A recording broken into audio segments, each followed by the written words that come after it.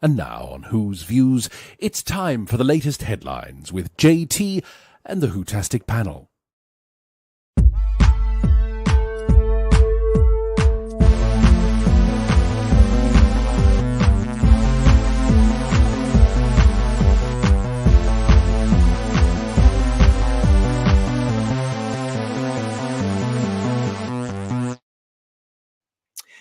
Hello, Who viewers. Welcome back to us here at Who's Views. It is your headlines for today, the Friday, the 7th of June. How are you? Hope you are all keeping well. We've got a lot to talk about this evening. We're going to be talking about all the usual stuff. We're going to be having a look at those very troubling ratings. I'm probably having a laugh, quite honest about it. As we kick off your weekend in style, hopefully here. Thank you for joining us. It is lovely to see you all. I am not on my own this evening. Let's bring on third Dr. Ian. Hello, sir. How are you? Hello. Very good. Thank you. Happy Friday. How are you? I am not too bad. We've got a real busy show for everybody this evening as well. And just a big shout out to Paul, who's got to work this evening. So he'll be watching us a bit later. I know. I think he was a bit annoyed because I think he had a few things to say about this, but he'll be back for our review on Sunday. First, as ever, I just want to say a huge thank you to everybody that's been in touch via our email address or comments about our show that we did in tribute to William Russell on the other day there. So yeah, thank you so much for all those comments. Really, really appreciate it. We haven't finished with Mr. Russell either. We are planning a couple more shows, which of course involve William Russell as Ian Chesterton. That's all coming. So please make sure that you stay with us because that's all on the way. But thank you for your comments. It means an awful lot. And I'm glad we did that, aren't you, Ian? Absolutely. He deserved it. I think there's not many of the true legends of this series left anymore. And I know, and it hits us, doesn't it, really? Yeah, he was absolutely one of them. And I think we were all the same. Really felt this one. This one. Yeah. But I'm just so staggered about all the fantastic comments and all the feedback we've had on that. So thank you for that. And also, just as an addition to that, thank you for all the comments sent to us about our new series where we reviewed the carry-ons. Totally different sort of thing, but that was a much needed break. I think we needed to laugh on that one. So thank you again for your comments on that. And yes, we are going to do another. It is a series, and we've got a few more things planned for you as we move through the year. So it was good fun, wasn't it? It was, yeah. And it's nice to know that people are enjoying them. Yeah, absolutely. Really it's good to laugh. It is good to laugh. We will let you know when the next carry-on one is. But listen, let's get back to modern day Disney Who, because the Consolidated arrived this week for 73 yards. It's very confusing, isn't it? Because you get the overnights and we talk about them, and then a couple of weeks later, we're still talking about them all. So this one was 73 yards. And if you haven't seen this one, everybody in the chat, good evening to you. Thank you for joining me. We'll get to you very shortly. What did you make of this? This is from radiotimes.com. Doctor Who hits a season high as 73-yard 7-day ratings are revealed. The figures for 73 yards are in, it exclaims. You can actually feel their excitement about this coming through the actual article. It continues with, while this week's latest episode of Doctor Who Dot and Bubble has gotten people talking, the viewing figures are now in for the previous episode, 73 yards. The fourth episode of the current run has achieved a new season high. Woo! According to the BARB, 73 yards was watched by a total of 4.58 million people, compared to 4.01 million for Space Babies, 3.91 million for The Devil's Cord, and 3.57 million for Boom. The figure of 4.58 million is the total consolidated audience figure for the first 7 days following the episode's release, taking into account pre-broadcast viewing and viewing on tablets, PCs, and smartphones. Doctor Who once again fell in the top 50 most watched programs of the week, commencing the 20th of May. And in line with its impressive 7-day ratings,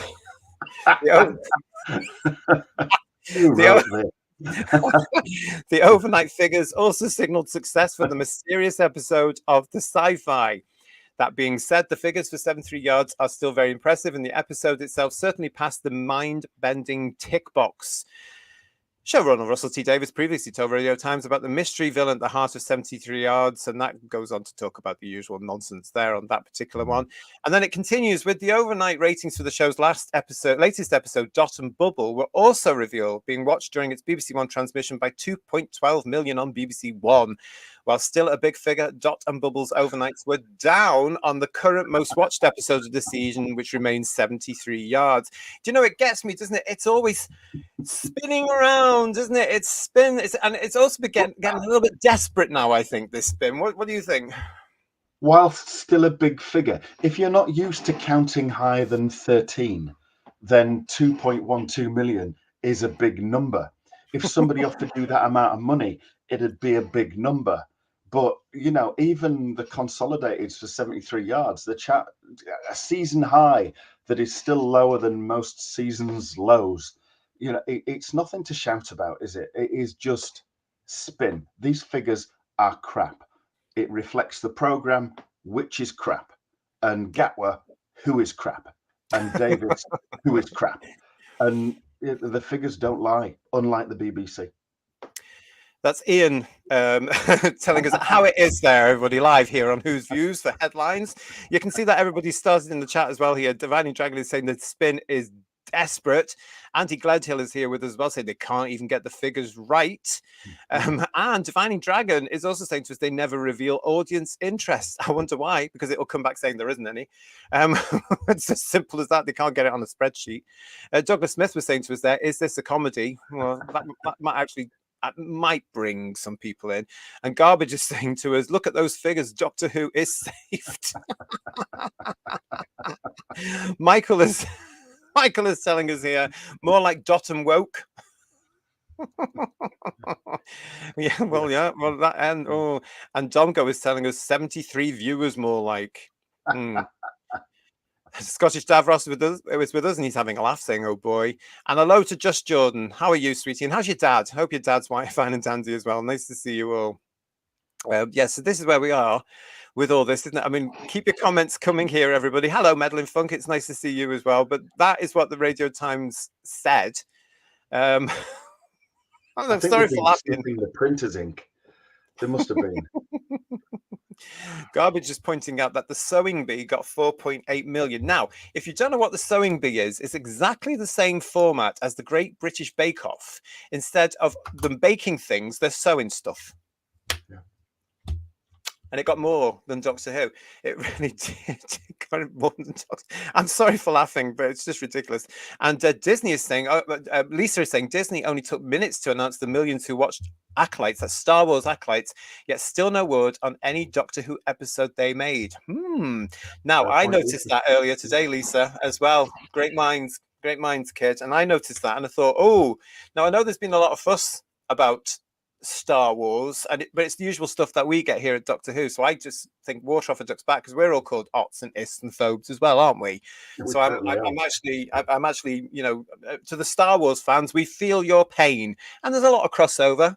There is a lot of crossover. You know, I love Star Wars, the proper stuff, a bit like Doctor Who. But you're absolutely right. They rushed out that figure, and it was about 4 million, wasn't it? Which I thought was awful for America. Yeah. Oh my goodness. Well, keep all your comments coming. Scottish Davros is saying to us here, those ratings are horrific. It's the end, and the moment has been prepared for. I don't actually think it has, to be honest. I think they're going to be so high and mighty and just thinking, you know, quite aloof and quite arrogant, that they're not going to even look at this or be aware of this. But we will be surprised, won't we? But they'll just be in a constant state of denial. Totally. They'll think of a reason upon another reason upon another reason, and none of them will be anything even close to sanity. But that's the way they live, isn't it? Well, the reasons they'll look at is that everybody is an istophobe or a not. Let's face it. Yeah. But I'll tell you something. We know somebody who loves all these numbers and knows all about these ratings, don't we?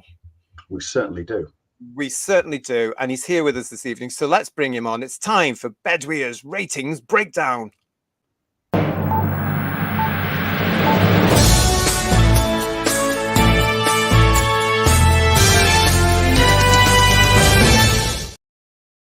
Yay! the keeper of the scores on Who's Master himself has joined us. Hello. Hello. I love Hello. that intro. Thank you very much. You're very welcome. Brilliant. I love the fact he's making it very clear he hasn't seen the new series. Isn't he lucky, everybody? How sensible is he?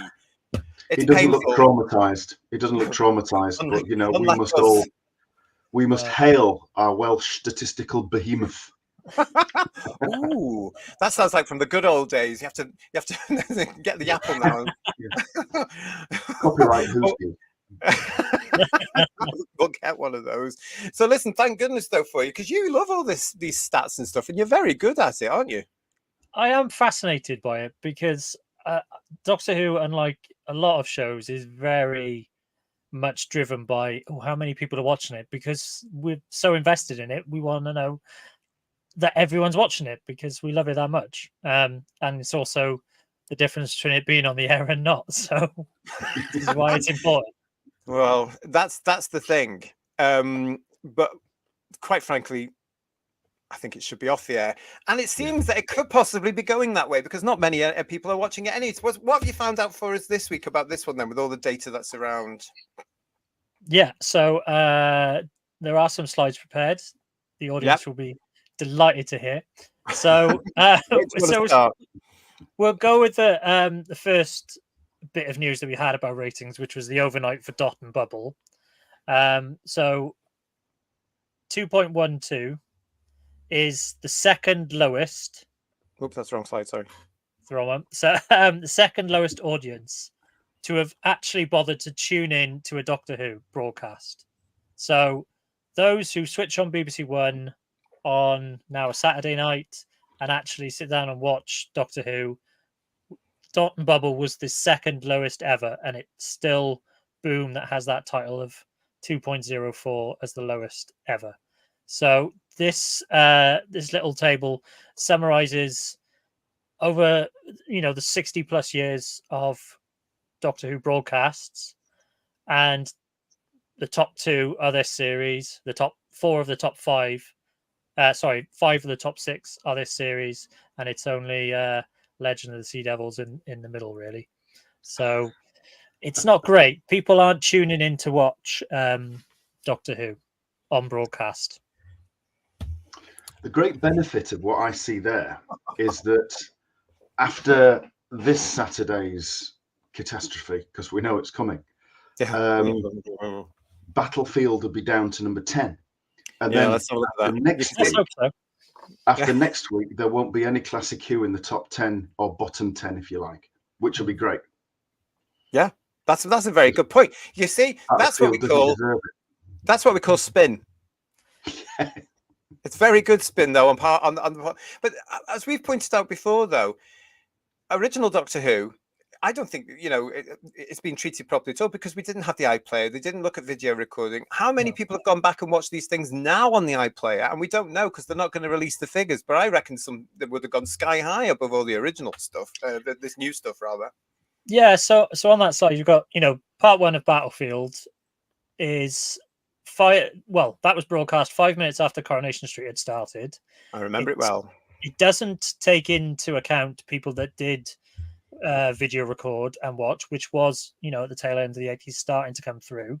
So that number doesn't reflect that, and it doesn't reflect people that have watched it since. I get the argument that it's not the same, and that's why we try and focus on those numbers of people who are sitting down and watching in that moment when it is broadcast. But we'll talk a bit about that as we go through these slides. Absolutely. We've got here Domgo saying to us, who would want to watch this other than to laugh or at it or cry? And I think you've just answered this one from Duck Soup Productions of why is Battlefield so low? Simply because of the time it was put on, as Bedwyr says there, it was broadcast 5 minutes after the mighty Coronation Street, which was getting anywhere between 15 to 20 million an episode. And that was that's well known. And also because a lot of people would record Doctor Who to watch Corrie. Yeah. Or they were recording it and going out because I don't know, some people were off to social clubs and stuff like that, and everything Monday nights and stuff. But it never took anything. It never took anything on that. So we've got that from you. So hopefully, Duck Soup Productions, that is going to answer your question there. And we've got Gary Bryant saying to us here, the Euros are going to dominate the ratings as from this time next week. So Doctor Who will be totally buried. Yeah, I have looked at this. Unfortunately, Doctor Who, England aren't playing on a Saturday night. In the group stage anyway. While Doctor Who's last few episodes are on, there's not going to be a clash with an England game, so it can be saved from that. Depending on what games are on, it might still tank if there's a fairly decent offering on the other side. Similarly, I haven't checked if Scotland are playing on a Saturday night when Doctor Who might be on, so that might give it a knock as well. Right. What don't footy ball fans still go to the pub though to watch the foreign teams? Yes. Generally. Yeah, they will do. Right. And also you have that, it's well known, it's well documented, it's not a gripe. It's just that when Scotland are playing, England fans will generally watch it and cheer. Right. When England are playing, the Scottish fans will generally watch it and cheer the opposition. But that's just the way it is in Britain. It's that little bit of rivalry, which is fine. Yes. But yeah, generally you'll watch other matches as well, because those matches have an influence on the next match you're going to play. So there's an interest in it. It will definitely. I think it'll definitely have an impact. So one thing I would pick up the Radio Times article it showed earlier. They mentioned that Doctor Who was in the top 50. He was actually in the top 2015. When the Euro starts, it's going to start dropping down because the football matches, particularly England-Scotland games, if there are some really good group game matches in particular, those are going to knock Doctor Who further and further down that list. So that will be interesting. But as I say, there's not a direct England game competition, on ITV versus Doctor Who on BBC One. So hopefully that argument won't be presented. I mean, it probably will be by those who will blame everyone but the creatives. But we'll see. You're absolutely right. I mean, in that first week, there'll probably be 15 plus games. And they could get some serious ratings depending on the time that they're at. And because it's being played in Europe, you're not seeing games televised at silly o'clock. They're all sort of like at reasonable times that people would watch them. So again, it'll have an even more concentrated impact, I think. And I mean, I'm sure our viewership this evening has taken a hit because you've got England playing in their last friendly on one of the terrestrial channels, and there's the election debate going on BBC One for those who are interested in that. So I'm sure a handful of people who are tuning in to watch us are recording those. Hey, we're doing all right with the numbers so far. We've got over 80 people with us at the moment. So that's really good, considering it's also the start of the. I mean, come on, how many Brits should be in the pub after work on a Friday night? Anyway, listen, explain this one to me if you would. What's this one about? So this is our +7 rating. So we've got we obviously had through the 73 yards, and that is indeed the highest +7 rating for the series. We can see that 4.06. It is higher than Space Babies, Devil's Cord, and Boom. However, it still puts it as the 5th lowest +7 rated episode of Doctor Who of the modern era. So these are just the post 2005 figures, and this is the top 10 lowest audience over 7 days. And these are from the most apparently progressive and challenging and bestest ever Doctors and eras of. Don't forget Stunning and Brave. Yes. I mean, but it just obviously shows that the majority of Doctor Who fandom in the UK, and certainly the British public, are not there. I mean, it's what we've been saying on this show for quite a while. They're not there. They don't want to know. Well, if you put it back up, one thing you might notice from this slide is that all of those episodes in the top 10 have been broadcast from the 1st of March 2020 onwards. So the Timeless Child is everything from the Timeless Child. It's from that point onwards. So the Timeless Child is the furthest back we go in terms of broadcast, and it's all stuff since then. So, is there a correlation to that? I'll let others be the judge. But Flux, this current series, the odd special, they're all hitting the top 10 in terms of lowest +7 audiences. What it looks like to me is, for those of you outside the UK, you can't know what it was like here. But the criticism of the previous era was intense to an extent. It was on all the alternatives. You would never get it on the mainstream, but on all the alternatives. And then, of course, there was all the fans coming along saying, this is terrible, this is terrible, this is terrible. That has an effect. It has an effect on the not-wees. And you can see those dips coming through in that era, in the previous era, and it's continuing into this one because basically people have heard it's not very good. Oh, it's not what it was. I mean, somebody said that to me just this very week when I was explaining this channel. And they said, oh, Doctor Who. Oh, yeah, it's not as good as it used to be, is it? And I said, well, no. When did you watch it? Oh, I last watched it when the woman came in. And that's it. So he hasn't watched it since then. So it has had an effect. And these things, I mean, when you get the tabloids and stuff coming out as well, saying, oh, the viewing figures are low, that's going to have an effect. We've seen that on this show. We've discussed this on the show, haven't we? You're absolutely right. I mean, the media does play a huge part, more than the production team would like to think. But they've cottoned on to what people have known. The majority of the viewing public, I think, personally, did not want or think there was a need for a female Doctor. The Doctor was a male character to them. And they knew, because they're not stupid, that this was done for box ticking reasons. And it didn't help that she could have proved everybody wrong. So many people, me included, were prepared, like it or not, and I didn't like it, to give her a chance. And she was crap with it. So it just killed it stone dead. And when they cast who they cast to replace, well, Tennant, I suppose, it was already known now as being very woke and box ticky. So it was just seen as a continuation of that. So people that had been checking out, there was nothing done to stem the tide. So, who's surprised? Yeah. So, JT, I don't know if you've got the line graph with the season. I have. Let me just say, bring a couple of these up from the chat before we go to that one. Jordan, thank you very much. Just Jordan's dad is fine and dandy and still refusing to watch, which is good to know. This is one for you guys. You'll understand this. Penny's pit stop is saying, if a team like Latvia was playing and it's a choice between that and Gatwa, I think Doctor Who would lose out. In fact, World Tiddlywinks Cup would win. And Raymond is what the second Doctor would like that. Raymond Williams is saying this series was dead on arrival. 2 million left after the Church on Ruby Road and never ever returned.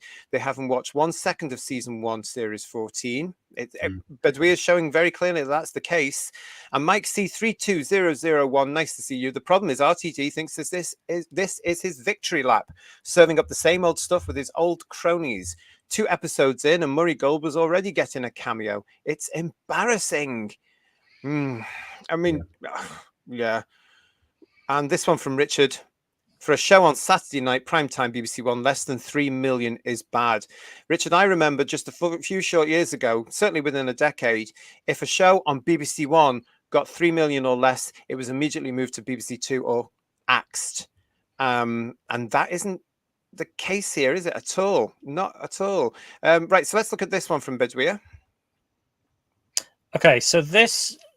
so the line graph on the right-hand side is the averages of overnights and original transmission numbers from all 40-odd series. It goes up to 41 because 7 was 7A and 7B. Anyway, so you can see towards the end of our current bottoming out, shall we say, there was that big spike. So that is Jodie Whittaker's first series. But that one there, that's Jodie Whittaker's, not the first episode, that's the series. Yeah, so that's the series. So series 11, as it was, actually averaged at 6.2 million across the series. Right. Oh, which is okay. pretty good and brings it back up to the heights that it was in Series 4. However, since then, as you can see, it has plummeted, and we are now at the lowest of lows. The current series so far is only at 2.35 million as an average. That's interesting for me, because I know that as someone who did not watch that era at all, I know that the figures were going down every week. It was shedding viewers every week, wasn't it? For the entire era. There was only one where it retained more or less the same as the week before, and I think that was the one you guys were talking about the black woman. Oh yeah, the fugitive doctor. Yeah, whatever the name. Yeah, that. So that's where it stayed the same. Okay. So what that suggests to me, Bedwyr, is that whole first series of Chibnall and Whittaker was of interest. Yes. And alienated the public and the fans. Well, whether it's that sort of curiosity of the general audience, there was clearly an interest that, that first episode of Jodie Whittaker's had a big number. I think it was 11, 12 million, whatever it was. It was a big number. Unfortunately, it couldn't maintain it, and people started to switch off. And you can only maintain casual curiosity for so long if you're not, delivering consistent stories that are going to keep your audience coming back week after week. And that's what happened. And then you can see how it's dropped off. Jodie's second series, the Flux series, and now we're in, no man's land really in terms of entire straight 2.35, where it's never been. Actually, that whole theory, but that whole theory actually shows that people were not ists or phobes or ops, because they were quite welcome to the idea of, the Doctor's become a female, let's see what it's about. Now, had they had possibly a stronger actor in the lead, had they possibly had, from what I'm hearing from all of you, stronger scripts, more of an element of recognizable Doctor Who, perhaps, maybe it would have been successful. Interesting stuff. So those are averages for the overnight figures. And that first series is higher than what Matt Smith was getting. And Matt Smith was hugely popular generally. Yeah. But Jodie Whittaker's first series was watched by more people on average on transmission. It couldn't be maintained though. And what went wrong? Sorry, go on. I was just going to say, do you think though, Bedwyr, because there were a lot of people watching it out of curiosity, certainly in her first 2, possibly 3 episodes, up to the point where she got the TARDIS back. And you're quite right, it couldn't maintain it. And they started heading towards the toilet and never really got out. No. Yeah. So if you did some data rationalization and sort of like gave those first 3 episodes an equivalent of what the rest of them were for that series, or the average for the rest of that series, I think that overall 6 million average would be way down. I think you'd probably be in the 4.8s or something like that.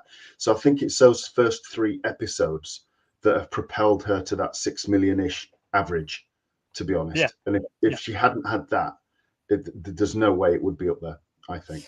No, and you're right, because the difference is, the Matt Smith era, the Diva Tennant era, to a certain extent, it maintained that audience. So that was a fairly consistent number throughout. This had a massive spike at the start when Jodie Whittaker came in, and it dropped continuously, as JT said, pretty much week after week, because people were being driven away by the standard of stories, and it just wasn't gripping the general audience. Yeah. And also, as we say there as well, I mean, I remember being stunned by the feedback from certain elements of the media and the new channels, the alternative channels that were coming through that grabbed hold of the word woke, which has now been overused, in my opinion, as I've said before. And it's too lenient, actually. I think it's too nice a word now to be using for some of these ideological left-wing loons that are around right now. But you've got, that would have made people switch off as well. And the one that everybody seemed to get upset about, and the big fuss one, was the Spider one, which of course is when the British public really did switch off, and so did the American audience. That's the one where it really failed there as well. That's really, really interesting. We've got a question here. Oh, Lisa is saying it's the same in Canada. Isn't that I think it's the same worldwide, obviously, on this one. We've got a question from Just Jordan. How much, if at all, do you think they can blame when it was aired May instead of January? Well, it's difficult because if you remember, 2005 for those first 4 series, it always came on at it was the Easter bank holiday weekend. So it March was time, yeah. always the Saturday. So it was the tail end of March or, Mm. Into April, around that Mm. sort of time. So I don't think we're a massive way away from May, end of March, April. But I think January would have made a difference. I think had it been ready to go following straight after Church on Ruby Road, then it possibly would have maintained audiences a bit better. And you can see, from those series numbers, whenever there was kind of a break, Capaldi's 3 series was spread over 4 years, so you get that drop off from his second to third series. Whenever there's any sort of gap, the general audience wanders off and they get interested in other things and they get out of the habit of watching Doctor Who. That first 4 series, Eccleston and then 3 Tennant ones, were every year and it was consistent and you knew where you were. As I say, Easter Saturday, there'd be a new series of Doctor Who starting up and you'd follow it through. And that would, those viewing figures would drop over the course of the series as the weather improved. But then people would come back for the finale because the finale was a big deal. As long as they publicized it correctly, and this shows as well that when you do that, I mean, they are always continually going on about, the way people have changed, the way people watch television has changed. I think an awful lot of that is basically because they've created their own bubble. So you're just saying there quite rightly, from 2005 to 2010, the series was on continually every year at the same time of year. People expected that in Britain. They were looking forward to that. It got massive publicity. We suddenly became a fixed date, like the original series was for us from September onwards or into January, whenever it was, depending which era you were in. And it became a viewing habit for the family to say, Doctor Who's going to be back. Right, that's what we know. And they got involved with it. But then you have those long breaks. And you're right, people do go off and get lives and people grow up and they forget about it. They're not going to come back if you bring it back 18 months later. No. So I think the industry shoots itself in the foot there for its assumptions. It does. Just like they're doing with this one, to be honest. And it is a fair point that viewing habits have changed. It was something else I was looking at this week in terms of the numbers. So for that first 2005 series, the +7 number would only increase by about 10%, say, because the iPlayer wasn't quite as prominent as it is now, and it's far more accessible. You can get it through your TV and through your Skybox and everywhere. Whereas before it was initially just through your laptop or whatever, and that has changed. So there is more people catching up now, and you're seeing increases of around 35 to 40% instead of 10%. Right. But as we'll see in one of our other graphs, the bulk of Doctor Who's audience is in the people sitting down on a Saturday night to watch it live. Is that this one? No, the other the bar chart. Sorry, I haven't downloaded that one. Sorry, I've only got those 1, 2, 3, 4. Okay. I've only got 4. Yeah, sorry. Explain the other one. Sorry about that. I've forgotten about the other one. Sorry. So I can. So if we think about our overnight was I don't know. Give me an example. Put one of the other ones up. Yeah. Okay. So if we had so Boom, that had the lowest overnight rating of 2.04. Yeah. So it's only added another 1.5 million. So the bulk of that +7 rating is made up of the people that watched overnight, and that's why we, as Doctor Who fans and on Who's Views, are paying attention to the overnight number, because it is always it's completely ridiculous that people are saying, oh well, more people watch it on the iPlayer than watch it live. The numbers do not bear that out.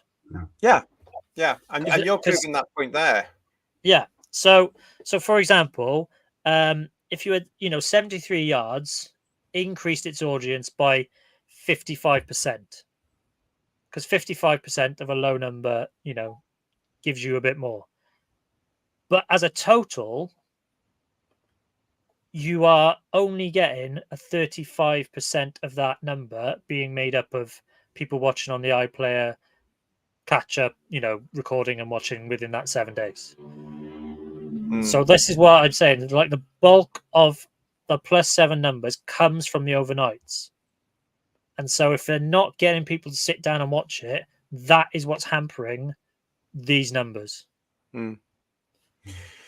I've always said as well that the iPlayer, for myself personally, I find it unreliable because we know for a fact that Doctor Who fans will go back and watch it over and over and over. And I haven't seen anything yet that's come through, whether it be through the trade or through the publicity, that states categorically that the iPlayer, each view doesn't count as a view. Well, even if they're doing that, it's not making a significant difference. Exactly. Yeah. So what happened to Christmas? What happened at Christmas? Because all these fans were coming along. I mean, there was a huge increase at the Christmas one, wasn't there, for Ruby Road? Huge increase. We were all taken aback by that. And then certain people were saying it's going to happen again now. So why, if that's the case, hasn't it? It doesn't add up for me at all. No, well, I think Radio Times, wrongly stated that Ruby Road had like 10 million viewers. It didn't. It had about 8.63, something like that. So I have seen numbers for pre-transmission. So this whole idea of it being available from midnight up until it goes out on BBC One and then for the rest of the week, etc. And they're not massive. I haven't been able to corroborate whether they are accurate numbers, but they are nothing significant to write home about. So even if you are getting 100 people watching it 100 times, it's not making a dent in the numbers overall, because they're being borne out on our +7 numbers. Yeah. I mean, we know, don't we? Because some have been saying so, that they have watched the Gatwa episodes multiple times. Oh yes, we see an awful lot. Yeah. So those +7 figures in reality are going to be marginally even lower if you take out the multiple watchers. Yeah, potentially. But it needs a significant number of people to watch it a significant number of times to make that 2.05, 04, and 05. It's that minimal an impact it would have. And you're not going to get it from the public. Let's face it. The UK public have now shown they're not interested. They're not sitting down to watch it on a Saturday night. They're not going to the iPlayer. They've moved on. This thing's had its day. Let's face it. Yeah. And they were insistent that so many more, hundreds of thousands, millions more, were going to be watching it on iPlayer probably before it hit transmission, and certainly in the 7 days afterwards.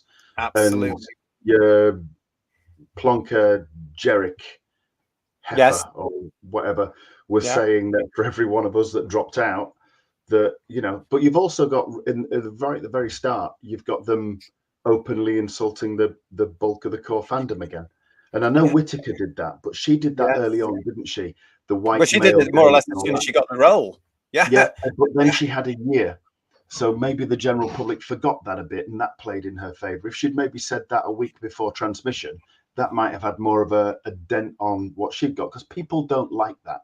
I think in those days, Ian, there was a traditional element of, there's a new Doctor Who, let's watch the new Doctor Who, because they've all been traditionally, there's been a viewer interest, a genuine UK interest in who's the new Doctor Who, how are they going to play the new Doctor Who, and this one had the extra element of, it's a woman Doctor Who, but obviously it wasn't sustainable. They just thought, it shows you that they're not bigoted at all, because they went, get on, well, that's fine, we've seen that now move on, No, and that's borne out by this series, because more people watched Space Babies, but then turned off after 45 when they realised it was rubbish, and the number dropped. Yeah. So 5 minutes after, I mean, because you've got to remember that on BBC One, like on the iPlayer, and like on Disney Plus, Space Babies aired, and it had a little advert, which was literally within 5 minutes. It wasn't even that long, I don't think. And then the Devil's Code came on immediately after it, and all those people switched off or turned over or went and had a life. And you still had Gatwa saying, "Don't forget my next episode's coming." Oh, that little No. annoying insert, which was in the corner of the Yeah. screen. Yeah. It's me, Ncuti. I'm gonna come back now. And that's why I they mean, turned it I off. can't remember what the drop off was, but yeah, whatever the overnight numbers, it was significant. It was. Richard is saying to us here in the chat, does anyone think Doctor Who should take a break, say 5 years? It might give them time to come up with new ideas. I personally do think it needs a break. I think it's well overdue a break. I think it should have come off the air a few years ago now. I really, really do. However, with the state of the industry the way it is, Richard, I don't want it back because they're ruining it with all their agenda and what they want to do. And I think it's going to take a very clever person to bring Doctor Who back the way I would expect Doctor Who to be. And it's not going to happen with the entertainment industry being in the complete crap hole that it currently is in. So that's my point of view. What about you guys? I agree with that. I don't think a brief break would do it any good at all. And I would consider, say, 5 years to be a brief break in television terms. Production-wise, it's not that long at all, really. I would just take it off completely, shut down the production office, mothball it, just keep it running, classic stuff particularly. You know full well in 10 years' time, people aren't going to be watching this stuff on iPlayer. They're still going to be watching the classic stuff, the proper stuff. Yeah. And maybe a few elements of since 2005. Yeah. But it's not going to be this end of it all. But I think they should just do a total relax on all. This won't happen. This is wishful thinking, but a total relax on all copyright stuff and just let people have at it with their own creativity and stuff like that, just to make it, just let it grow in interest again. People doing their own stuff, fan stuff, not money making, just fan stuff. Stop being so precious. There never used to be, because Doctor Who was embarrassing for them. If there were enough fans around to actually carry on with those independent stuff, because it won't be like the wilderness years now, because we've all been attacked and labelled and segregated. So I don't know if a lot of them would want to do it. Bedwyr, what do you think about that? 5 years? Yeah, I think 5 years, probably maybe a bit longer, but it certainly needs a break and a rest, and it needs a new generation really to come in with new ideas. And it's Doctor Who is a difficult show to write at the best of times, and this is why they fall back, the BBC, in terms of getting people that they know can write it and are confident. Stephen Moffat had done other shows before Doctor Who. Chris Chibnall had Broadchurch, so they only want to pass it on to someone they know can take on a show of this magnitude. They don't want to give it to an unproven writer out of the gate. So I think it needs for this someone new and fresh to come along within television that can approach it in a new way, because it, Doctor Who has a very faithful audience generally. It does consistently get, a 1.5 million, 2 million worth of dedicated fans that will watch it every week on transmission. The problem it has is that the general public has walked off. Totally. That's the situation in Britain right now. They've gone. Yeah. And I think you need something new and fresh that will bring in the general public back to Doctor Who. And at the moment, Ncuti Gatwa isn't doing it. The numbers bear that out. Yeah. It's just fact. One thing I would say to everybody, and I've said this before, is never mind the writer at this point. You get the right producer and a script editor, and you take it back to how it used to be. None of this flamboyant American Hollywood nonsense, which is a showrunner. That belongs over there. In Britain, you have to have a decent producer who can bloody produce the show, and a script editor that can say, I know these writers, and you leave it to that script editor to go and find the writers like they used to do, pass it through the producer, and get on with just writing good stories. Because I think there are good writers out there, and they know each other, and they know their strengths. Whereas we're going to be coming very soon to look at Rogue, where it looks like now, and it looks like it has been since the previous era, that writers have been selected for their belief rather than their ability. That's what I would say. And that's got to go, because you can't influence these shows continually every single week with one-sided opinions. That's what I think. Richard, thank you very much for your question. We've got Heretic OSJC here. Nice to see you. Welcome, welcome, welcome. Viewing figures is funny because when figures are good, everyone goes on about it. But when they're bad, the same people bang on about how they don't matter. When it comes to Doctor Who, it's total, isn't it? I mean, and it's so hypocritical. I've said this before. It is so hypocritical when it comes to this sort of stuff. And they're right. The industry will bang on about Mr. Bates versus the Post Office got millions and still gets millions because it's repeated on all the other channels, so it still carries on. So it's going to be huge at the end of the year. But Doctor Who's getting celebrated for bringing in 2 million. Yeah, I mean, the Radio Times article was trying to be positive, and hopefully, I've presented the numbers in a more neutral manner. I think so. If you put up a few more, put up those images again, We'll do. Hello, Noodle Arms. Nice to see you. Thanks for joining us. Let's bring them up again. We'll start with let's start with that one then. Yeah. So I mean, you can clearly see that post 2005, our +7 ratings are the lowest they've been. It's as simple as that. You can't argue with these numbers being low, and you can. Blame it on, time of year or competition on the other side or stuff like that. It's just not getting an audience. This one, there are 879 episodes of Doctor Who so far. And, 4 of the top 5 of the top 20 there are from this era, plus, Legend of the Sea Devils. And this is, possibly an unfair comparison. As I said earlier, you're comparing those who sat down and watched Battlefield Part 1 in 1989 versus, a +7 audience figure for Legend of the Sea Devils. Yeah. So they're very different eras, but the numbers are still in that kind of category. And if, you're talking about those 80 stories, this is the era where it came off.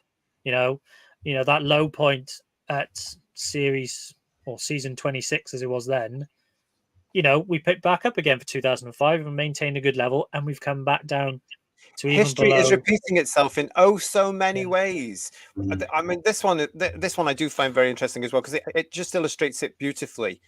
And as I said just before there, any other show in this decade up until recently would have been moved to BBC Two immediately or given their marching orders. This shows that actually, in a sense, Doctor Who is still important to the BBC. The BBC knows it has something there. It got it right briefly, I think, with the Tennant era, the original era, the beginning of Matt Smith before they started moving it around and splitting it all. They got it. They more or less got it there, and now they've gone and treated it like dirt, really. Yeah. So if you put that chart back up again, so you can see that Series 2 is David Tennant's first series, and he sees a drop. There's a drop in the audience from Series 3. Series 5 is Matt Smith's first series. There's a drop into the next series. Again, Series 8 is Capaldi's first series, and it drops again for the following year. And as we talked about earlier, Series 11, Jodie Whittaker's first series, it drops again for her second series. If we get this second series broadcast, where is it going to drop to? Because if we've had that initial interest of a new Doctor, let's give it a try, and the audience doesn't come back in as significant numbers because every Doctor we've seen in that chart has a drop off, it reduces that second year. Where is Ncuti's number going to go? It's going to be really bad. It is going to be, and I think this is where we're going to see some changes coming in personally when it comes to this, because I don't think, even though they will hold their heads out in public and stuff, I think there must be some sort of panic arguments going on, whether it be in studios, BBC studios, or whether it be in Bad Wolf, wherever it's going to be, to say, what's going on? What's going wrong? And they won't look at the obvious. You're giving us crap every single week. But what I think they're going to do, because we know season 2 is in the can, we know that's done. They've wrapped on that. It's in post production now. You know, it's all there. We know there's a spin-off coming as well. I reckon that Russell might just get his way here, and there might be the Christmas Day thing written by Stephen Moffat, and I think they might try for a January release for the second Ncuti Gatwa to get it out of the way and see what the results are like for that, which means a knock-on effect to the Sea Devil thing. I know there are some fans out there saying they're going to get it before Christmas. I don't think so, because they haven't even started filming it yet. I think that's going to be for next summer or maybe even next autumn. But I think there's going to be some major changes coming in the next wee while that we're going to be told about when they're ready, of course, about the broadcasting of season 2. But I think it's going to go below the 1 million. If you're not looking at these numbers and panicking, then you've got your head buried in the sand, because these are dire numbers. There's no getting away from that. And you can change, put out your arguments about creative being brilliant and the best it's ever been, and the people from their point of view, the way people watch television has changed. All this sort of stuff. It's not being watched by people. Correct. Yeah, it's alienated. Making television if it's not being watched by people. That's always my point, as you know. You invest all this money and you spend all this time. I feel sorry at this time, having watched this nonsense, for the people putting this show together, because they're obviously working blooming hard and they've got good imaginations and they're very talented at what they do, and it looks great apart from the filming. I'm not sure about that, but it looks great and the sets look great and all this, and the costumes look lovely. Poor them, basically, because they've got to bring these awful ideas and scripts to life. But yeah, what is the point in plowing all this money into television shows just to prove your politics, just to prove that you're on the men's hands and that's the way, all this sort of stuff, to dictate to the British public, and no one's watching it? And this is the problem with the BBC today. Again, this year they have lost thousands of license fee payers, which is less money coming in to support the British Broadcasting Corporation and its many facets. They're going to have to look at this again now. They're really going to have to look at this, because they're not providing the entertainment the great British public wants. It's pretty obvious, because we're all leaving it in droves. Yeah. You mentioned Acolyte earlier. The Star Wars Disney, show. Yeah. The new Star Wars Disney Plus. Disney put out that it had got 4.8 million watchers or whatever, and it was the highest rated thing they'd had ever. We didn't get anything about Doctor Who. We can safely assume that it's got less than 4.8 million watching it on Disney in the US. Shocking. And if it's less than 4.8 million, are Disney really going to be that bothered about renewing for a third series? Answers on a postcard to whose views? No, I'm kidding. But yeah, it's a good question, that one. I just wanted to say hello there to Mark Jones for joining us there with that, those comments like that. And JFO is with us as well. We were all told when Ncuti was cast, he would bring his Instagram followers and sex education fans, but where are they? This is the assumption, you see, JFO, from my take on all this. They did this with the Whittaker era, that all the women would come, all the girls would come to support the female Doctor. They didn't. Not really. Not in the millions they were expecting. There wasn't a new audience. That's why I keep saying it's a mythical new audience. The same for Gatwa. We had, as Ian was saying there, that idiot drag queen going on about, for every one of you Doctor Who fans that doesn't want to know about it, there's going to be several TQI. BS. Total and utter stinking, I can smell it from here, BS. Absolute nonsense, because they're not. And then they certainly wouldn't invest in any of the merchandise that we've all been bloody investing in for 40, 50 years or more. It's just nonsense. So that's the point. Well done, JFO. The point is there. They might think that because they cast these people and they've got big followers, boring on TokTik or whatever it is, Instagram or whatever it's going to be, doesn't mean that they're going to come and watch the show.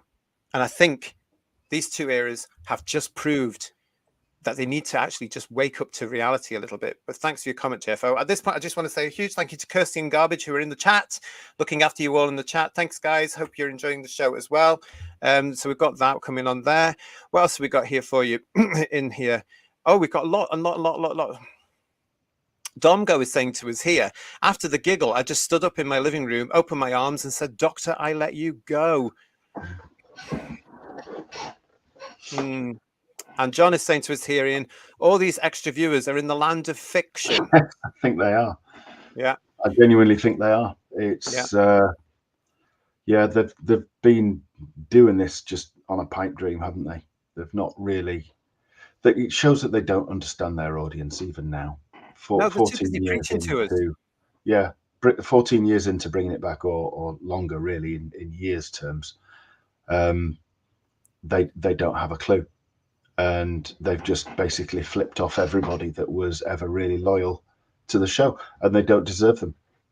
And but Ncuti, for example, saying what he said just before the series started was really dumb, really dumb. Oh yeah, and you know, and the fact is, people like the owner or the producers are not going to tell him anything about that, really, are they? Because they're too busy saying the same thing out of, you know. And we said this on Headlines quite a while ago, where Ncuti had said in one of the many glossy magazine articles he'd had that he had gone into Russell T Davies's office, and Russell T Davies said, "Do what you like out of company time," basically. So he has done, hasn't he? And it hasn't helped. Magic Stew's with us as well. Hello, Magic Stew. Power of the Doctor should have been the last ever episode of Modern Who, as it was written to be. Chibs wrote that. But they, yeah, yeah. Garbage just saying to us here, Bad Wolf, you have failed. RTD, you have failed. BBC, you have failed. When is the BBC succeeding now, though? Very rare, isn't it? Well, they'll do well with, as we mentioned earlier, the Euros. They'll get, good coverage of that. And, if England go far, then they'll get high viewing figures, and all their election coverage and all that sort of stuff will do well. So, but I mean, for them on that, I agree with you. Yes, they will. But for them on that, they are literally events that they're just having to point a camera at and comment, aren't they? They're not things that they're having to sit down, script, plot out, build scenery, direct, produce effects, and all the rest. They're not having to do any of that wrap around, are they? They're just literally pointing cameras and hoping politicians take chunks out of each other, or footballers do the same. That's pretty. It's low effort for them, isn't it? Yeah, but I think so. Going back to sort of the BARB's, top 50, because they give us a list of the top 50. So you had things like Race Across the World, the Great British Sewing Bee, as we mentioned. Blue Lights is a BBC drama. That got 4.62 million. That was within the top 10. And then obviously your soap operas are largely dominated by Coronation Street. Yes. EastEnders is a bit further down. But that's the BBC as well. That's interesting as well, because you're right. I've noticed this with the EastEnders figures. It's down there, and at one point it was 2.2 as well, and it's the BBC. Something's gone wrong dramatically with the BBC. People don't want the BBC. I don't think it's that. I think it's their drama output in particular. It's not. That's what's gone wrong. That's where they're going wrong. As Third Doctor Ian said, all the event stuff that you're guaranteed to get an audience for, because people will want to watch those sorts of things live. It's the creative elements that they're struggling with, and they just don't have the budget these days now, and they blame a lot of stuff on that, and that's why they, keep remaking Bargain Hunt every year, and focus on the quizzes and stuff like that instead. Awful, cheap, lazy television, all that nonsense. I remember saying something very similar when I was told years and years ago, "Oh, they're bringing in daytime television," and my heart just went, "Why? Why? This is going to harm the industry." Guess what? I was right. Thank you for all your chats. It's nice to see you all. Thank you for joining us. If you're new to the channel, please subscribe to the channel. We do appreciate it. Give us a thumbs up on the likes as well. And here we go with Domgo saying the trouble is Doctor Who's been hijacked by the TQ cult. It's absolutely poisoned, like most science fiction fantasy is today. We're going to be coming to that very shortly, Domgo. Don't go anywhere. Thank you very much for that one. We've also got Mike C is saying to us here, like Star Wars and Star Trek, Doctor Who will not take a break, sadly. It's possibly because they know they have something there, the BBC, and they are desperate to keep making money from it. But I think actually because the BBC is tied up with the TV license fee and having to reflect the public. I think something somewhere has to be done. I think they will take it off, even if it's for 2 or 3 years. I think it will happen. Well, when we had that any sort of gap between series, we had things like Time Lord Victorious and Doomsday, merchandise-based storytelling to try and generate revenue because they didn't have any new product coming in. But then at the same time, you've got the series on the air now. Where are the action figures? Yeah. And are they going to sell them? Well, are they that concerned that they're not going to sell and they're going to be, in bargain buckets for $4.99 within a week? The Whittaker stuff was. Whatever people say, you could get a large Jodie Whittaker 13th Doctor action figure for $2.99 after a couple of years, especially when it was now she was going. They just threw them at people. I remember in one particular B&M getting the classic character options, and the poor staff member at the till, she was throwing, now do you want this one as well? It's only $2.99. I said, no, I can't stand it. Put it away. Throw it in the bin.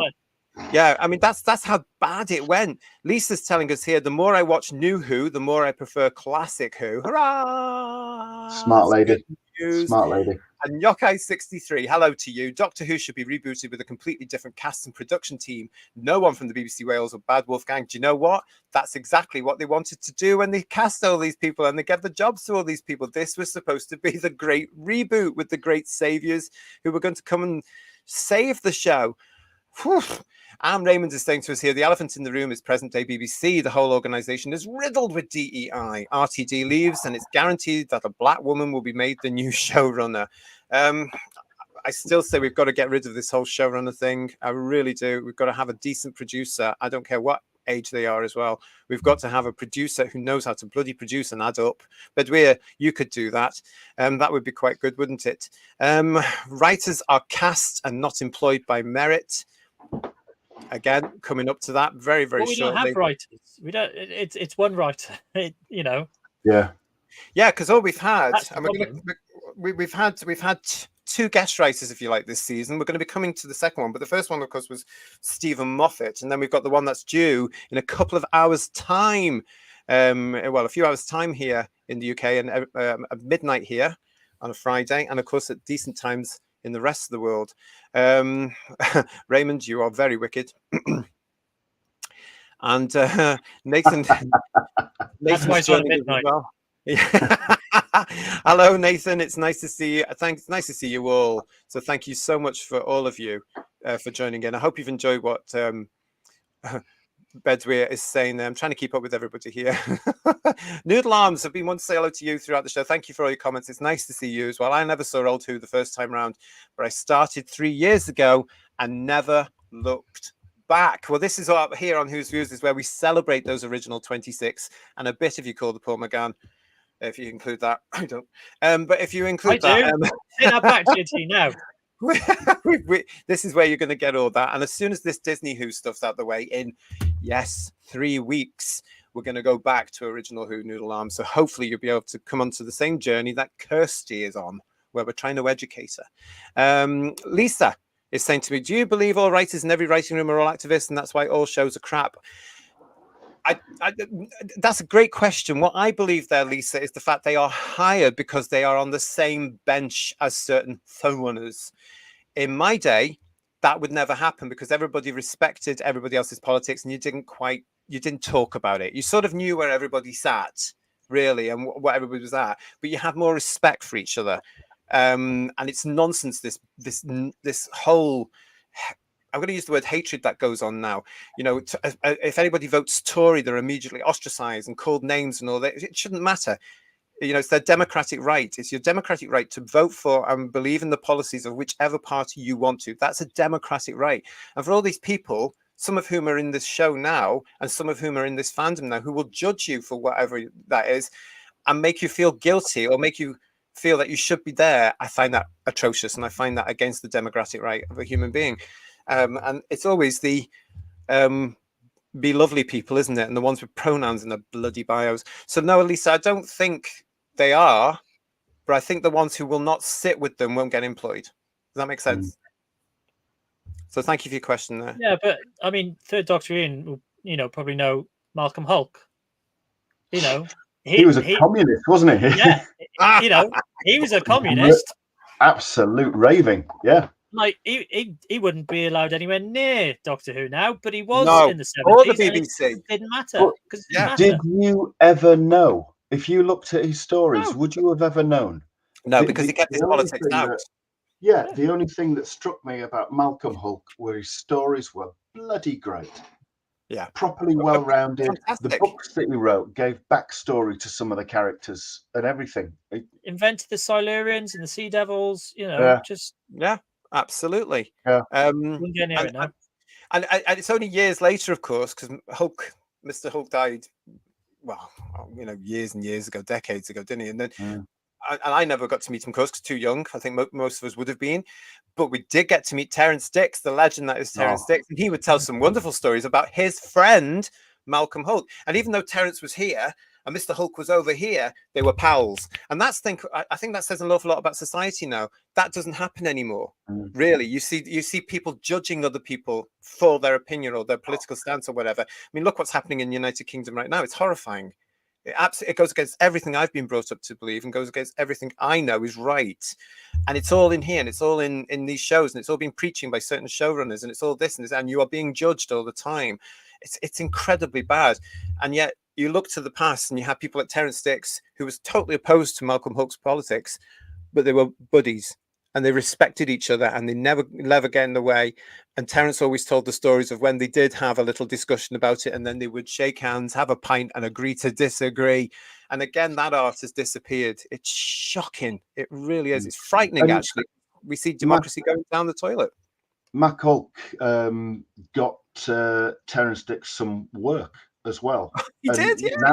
Nowadays, it would have just been that person getting work for other people that were aligned with them politically or sexually or something else. And it's like, how about it's about how they write and the stories that they weave and create and everything else, not about who they prefer to sleep with or what they prefer to do when they're doing that and all the rest. It's like, dear God, the whole focus has gone completely. Well, that's why I call it all a cult, because that's what it is. It's an absolute, and if you agree with us and you're part of that cult, we'll employ each other. I've said it before. You try being a white heterosexual actor, male at the moment, you're not going to get any work. No. It'd be very difficult with the casting director of Doctor Who currently at the moment to get any work, surely, if you do not preach the same thing that he's always going on about, or I'm assuming he's still going on about on his Twitter /X, because he blocked me ages ago for having the balls to turn around and say, actually, no, I don't agree with that. James Famuk, thank you so much for this show, he says. Breath of fresh air to hear same views. Well, thank you so much. Hopefully you're getting as much off your chest as we are about this one. But I want to say thank you very much for all those ratings analysis. Really, really good work. Take the glasses off now, then. You can take those glasses off. Smart now. They're your brainy specs. Yeah. Whether he likes it or not, Bedwyr is going to be back telling us more about this as we reach the end of these things, because of course this is coming off often and he seems to like it, quite frankly. Hi, Steve. Nice to see you. And Classic Who was the best. It wasn't all about SFX, but good stories. And the amazing thing is now, isn't it, is you look at the original Doctor Who, it far outweighs, superior, in my opinion, the current stuff on 20p or 50p a couple of years later. You know, it wasn't about that. It was about the quality of the story. And that's why that series is always going to be popular. And the new stuff isn't. Well, that was Bedwyr's. Listen, just before we leave that, actually, and move on to our next story, you mentioned some of the other stuff there. This week, while I was looking into all this as well, I found this. Now, I've never heard of this, but this has been around on ITV, which is obviously the other channel, the commercial channels we used to call it, the BBC's great rival. This has been around for some time, and they're celebrating, as some of you have hinted in the chat, this is the 1% Club, and it's the biggest game show on ITV, or on TV, according to ITV Studios. As I say, I've never heard of this, but here we go with this particular one. The 1% Club has become the biggest game show on UK television over 2023, and to date, with its current series averaging 5.8 million viewers in consolidated figures. The show's rating success also makes it ITV's biggest original game show in a decade. Hosted by Lee Mack, the show, which last year won the National Television Award for Best Quiz Game Show, has increased year on year. The show's success has gone from strength to strength, increasing its audience since its launch 2 years ago, while Series 1, which launched in 2022, reached an average of 5.3 million. The second series then climbed to 5.4. The 1% Club has proved popular Saturday night viewing for all generations, including young people. The most recent episode of the latest series on Saturday, the 6th of April, was the most watched program for 16 to 34-year-olds that evening, with 44% of that demographic tuning in, and the overall most watched program of the night with a 34% overall share of viewers. The show continues on ITV1, ITVX, STV, and STV Player on Saturdays at 9 p.m.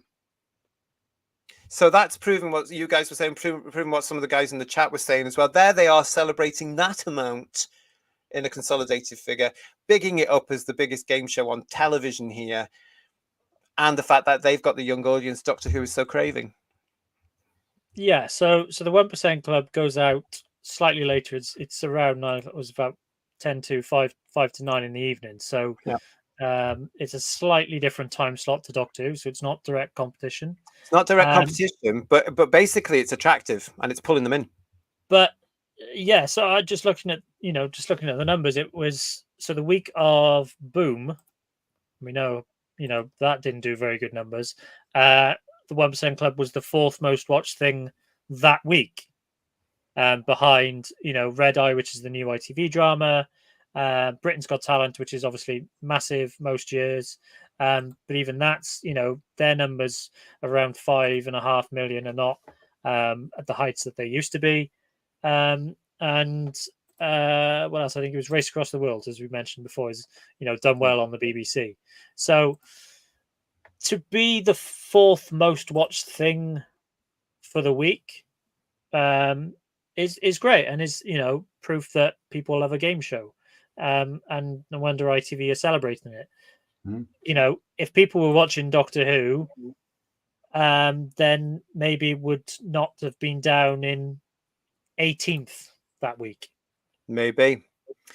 Douglas Smith is saying, I bet 1% Club doesn't cost as much to make as Doctor Who. I've never seen it, and I can guarantee you. And especially if they're using members of the public, because they don't get paid. And the sponsorship for those things, because ITV is the commercial channel and it has these elements coming in. So it can do things like this. But there you go. But yeah, there we go with the ratings for this week. So again, hope you've enjoyed that. And a huge thank you to Bedwyr for that particular one. Bedwyr is going to stay with us, but well done you. Very good. Thank you very much. Thank you very much.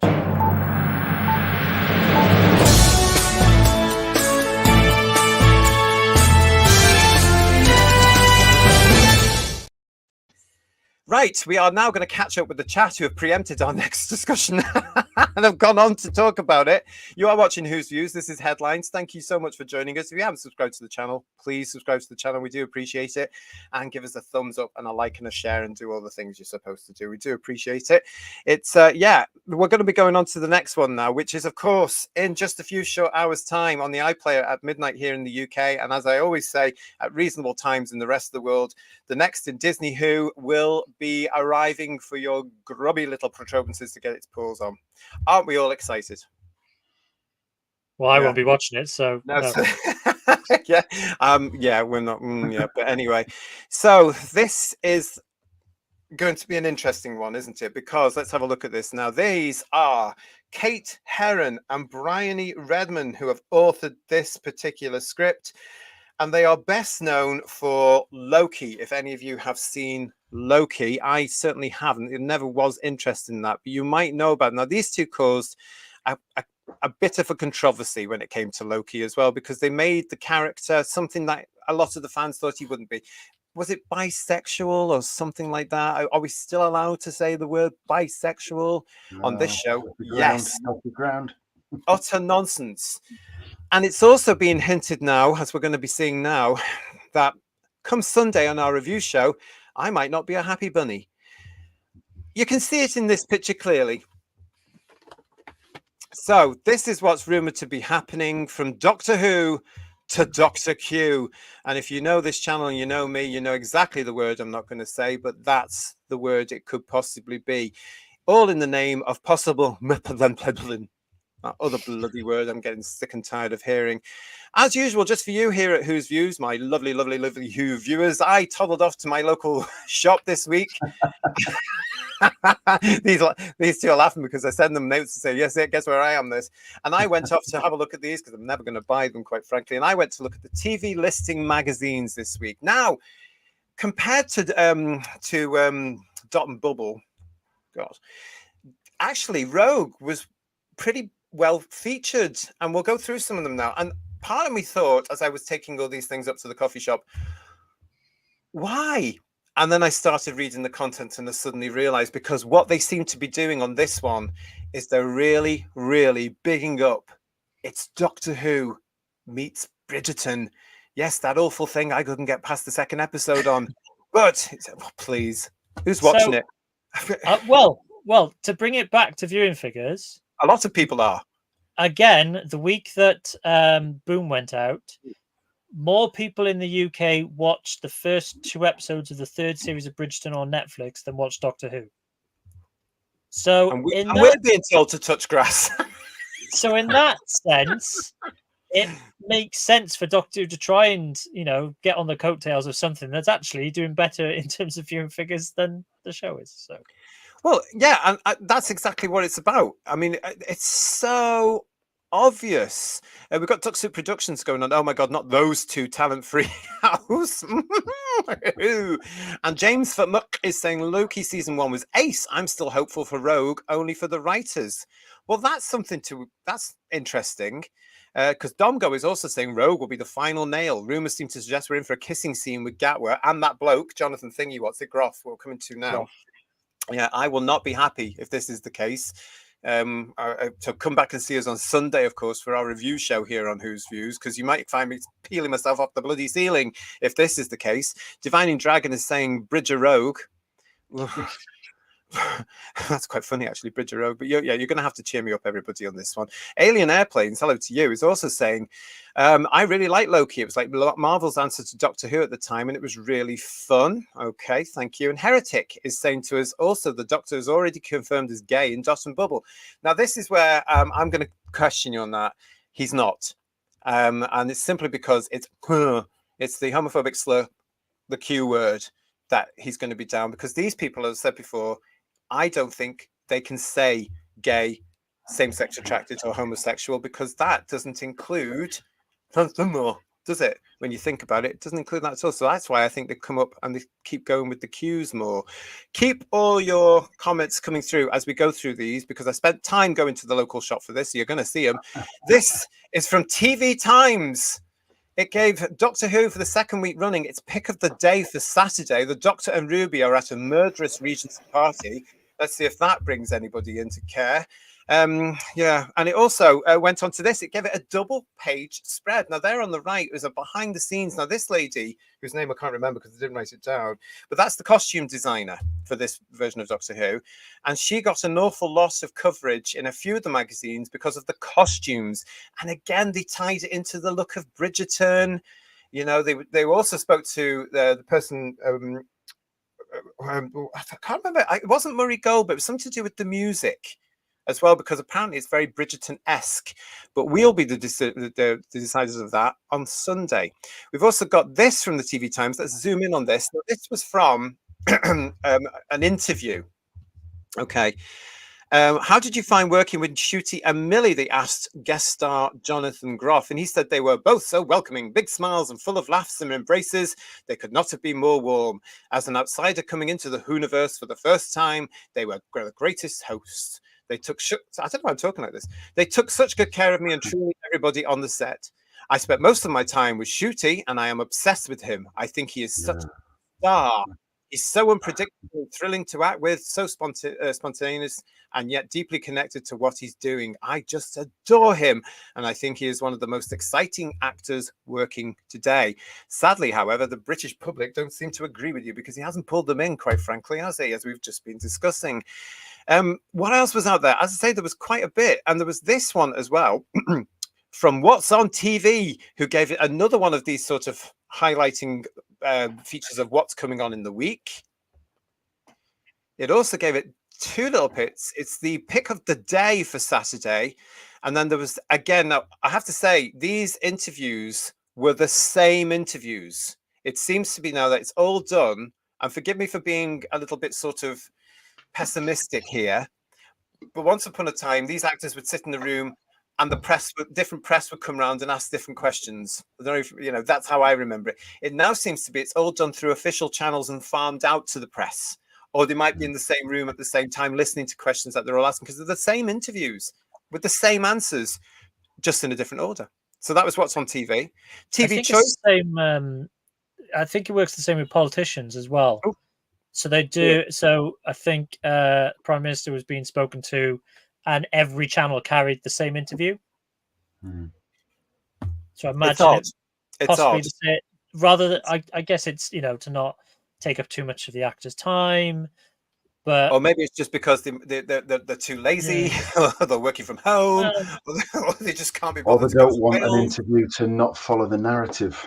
That's the other thing we've got there. It could be that. I mean, honestly, they were all the same interviews. This one was TV Choice who gave it the Rogue. It was the this week the choice for Saturday. Again, it's fun and camp, just what we need. TV and Satellite Week put this same picture in there as well as the Saturday highlight. But then it also did this. It gave it a 2-page spread. Again, exactly the same content as the others. And as you can see there on the right, move over Bridgerton with the costume designer there. Okay. This one gave it the cover. This was the only cover here in the UK. Total TV Guide gave Doctor Who, does Bridgerton the lead? See, really playing on this particular one. They are really hoping that people are going to come and watch this one, watch this space, because we'll be talking about it on Sunday to see if they have on the overnights.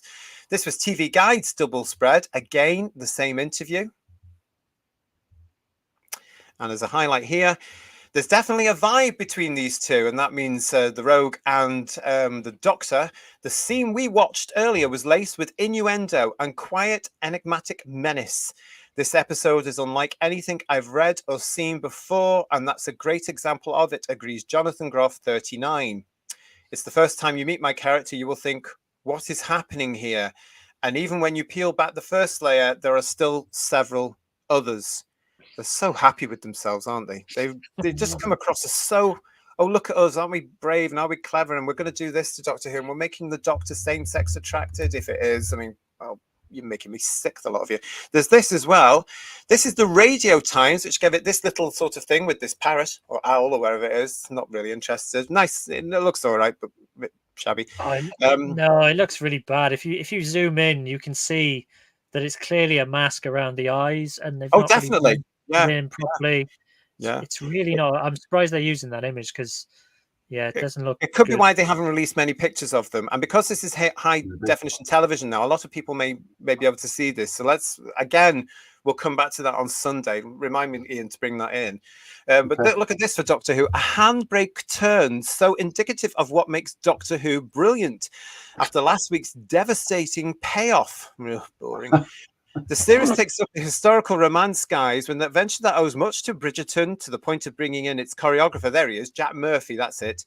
And even features a spot of gasp flirting between the Doctor and Jonathan Groff's baddie, Rogue. But might Indira Varma's Duchess above steal the show? No, because everybody's going to be looking at this flirting and possibly this introduction of a romance with the Doctor and Rogue. So no, it's not going to, is it really? And that's really going to alienate any passing viewer. It carries on.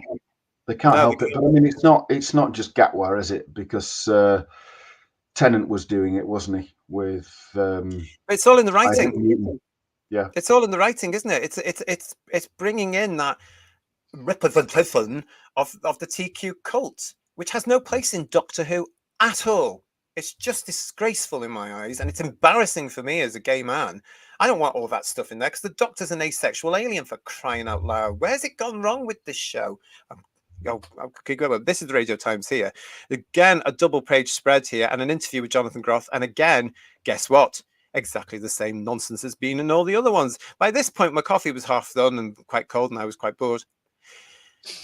Here we go here, though, for Jonathan Groff in the Radio Times. As part of your homework, you watched 6 specific episodes from the show's 60-year history, including the very first one from 1963. Which were the others?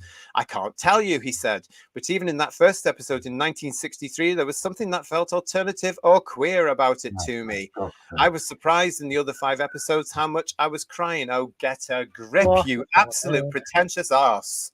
What was poor about... I bet he wasn't the unearthly child they gave him either. What could they have given him? I mean, was that before the whole fiasco over the rights? Did RTD lend him his DVD? Well, because it's never coming out on Blu-ray. What did he get it back? You can still get it on DVD. It's fine. No, but it's never coming out on Blu-ray, though, is it? You can still get the beginning. Go to Asda in the UK, and you can get it for a really good price, as we know, thanks to our Who viewers. But it's I mean that is offensive, and it's so typical of the up themselves pretentious, extreme ideological left-wing show business bull. Beep, beep, beep, beep, beep, beep. It's absolutely ridiculous. To be devil's advocate, maybe he is using the small Q in terms of it being not. odd. He's not, but he's using the term that's all I can bear in think mind about. that this guy apparently is same-sex attracted himself, apparently, according to the grapevine, according to all the nonsense on the social media. And I want to point out at this point as well, not many people in the UK have heard of this fella, and apparently he's some big deal over in America. He's come from Glee. Which was what, 20 years ago? I have no idea. I was probably working and trying to earn a living when that thing was on. It was some singing thing, wasn't it? Yeah, it was. That was ages ago. Yeah. What have you been doing since then? Well, he's been on Broadway and he's a big Broadway star. But again, going back to our point before, just like the drag queen. Yeah. You see what I'm getting at here?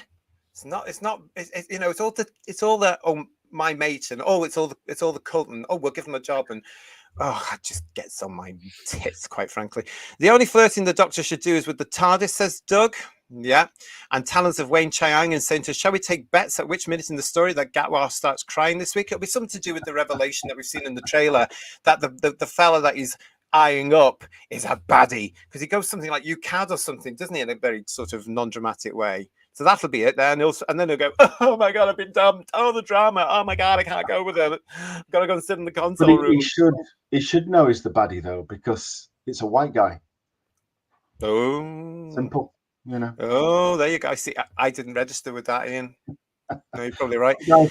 White people, full stop, are all horrible and racist. Remember last week? Yeah, it's true. Well, true. Yeah, I mean, we must never let that down either. Stephen Braddock is saying, a friend at work said to me today, why is the Doctor gay now? Good question. Representation. And Paul Richard said, RTD spoiled Doctor Who with the sexualization of the Doctor. He's got one hell of a one-track mind. It is getting to look a bit like that, isn't it, really, where the message takes over the bloody story.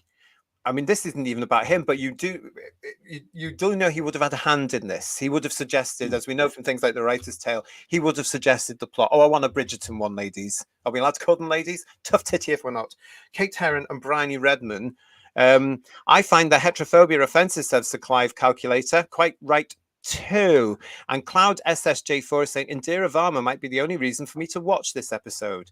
Michael is saying to us all, bird aliens. Yeah, I mean, I don't know. I mean, she's been around for a while. She was, of course, in Obi-Wan, wasn't she, from Star Wars? She had a nice lead role in that before they bumped her up. Oh, spoiler, sorry. I mean, yeah, I've got Indira Varma's autograph up there, actually, from her time on Torchwood. Yeah, of course, she was in that.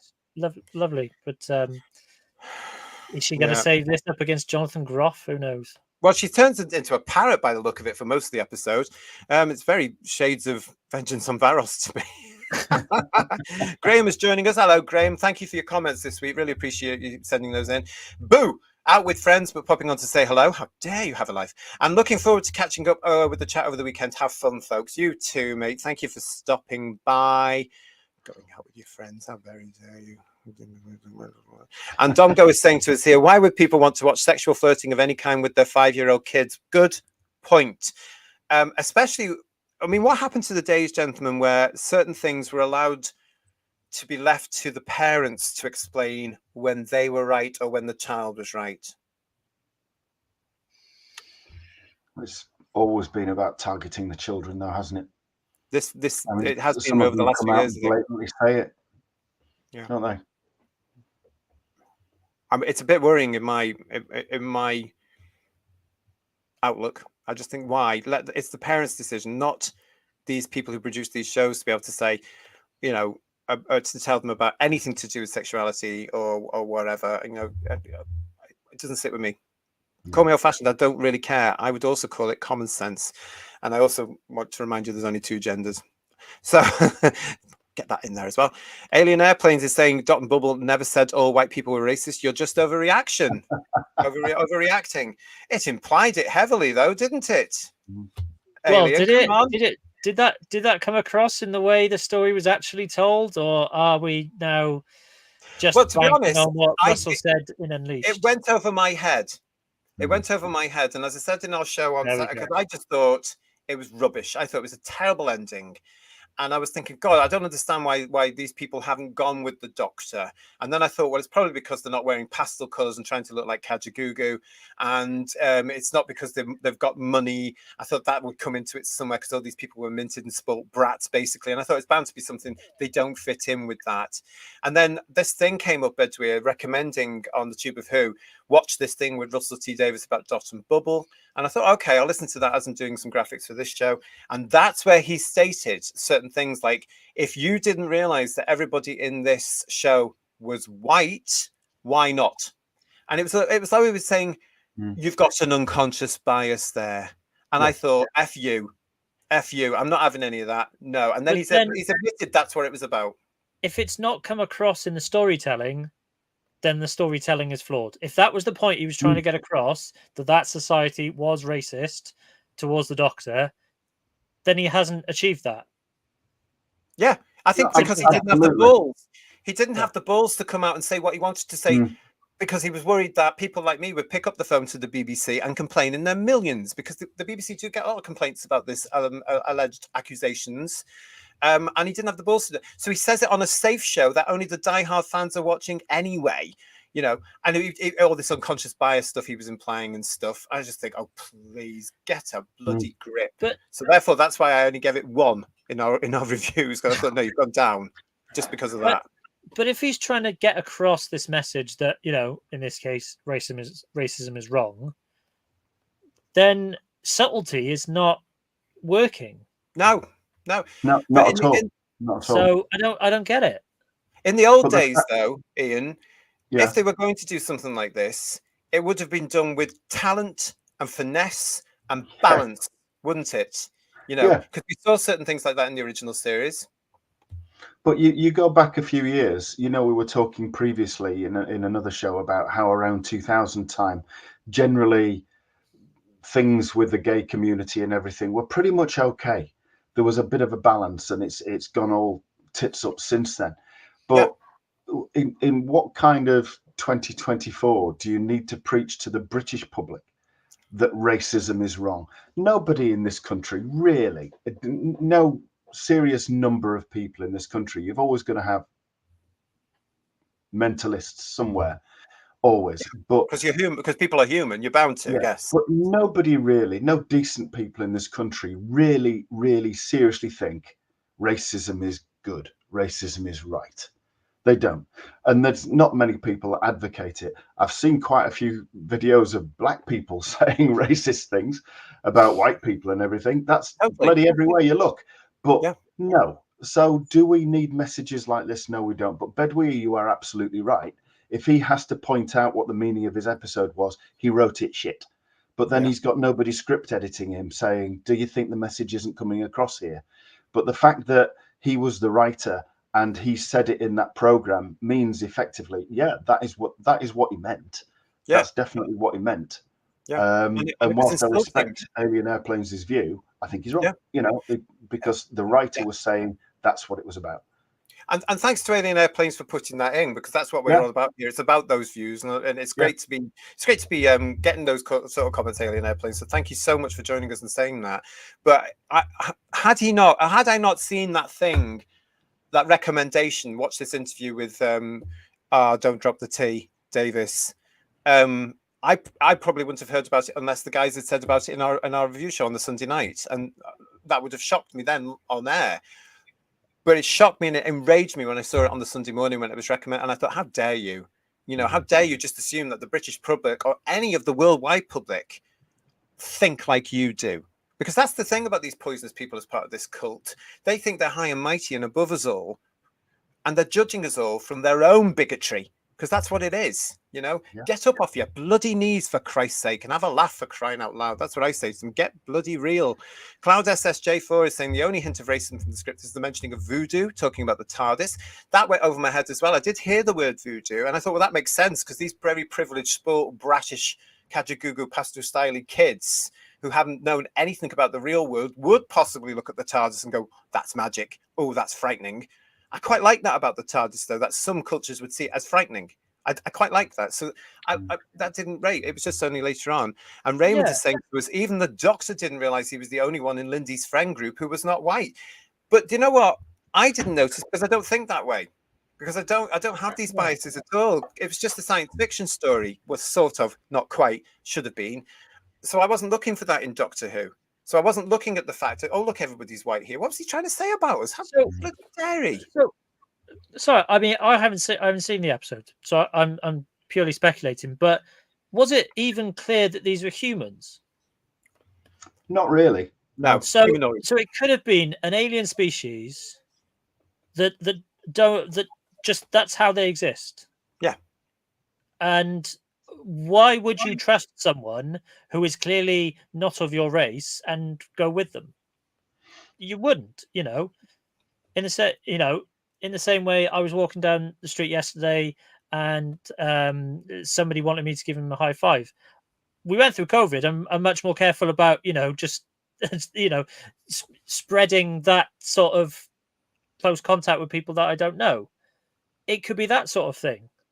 Yeah. If the racism was what was trying to be put across, then clearly it wasn't done properly. And that's just the writing.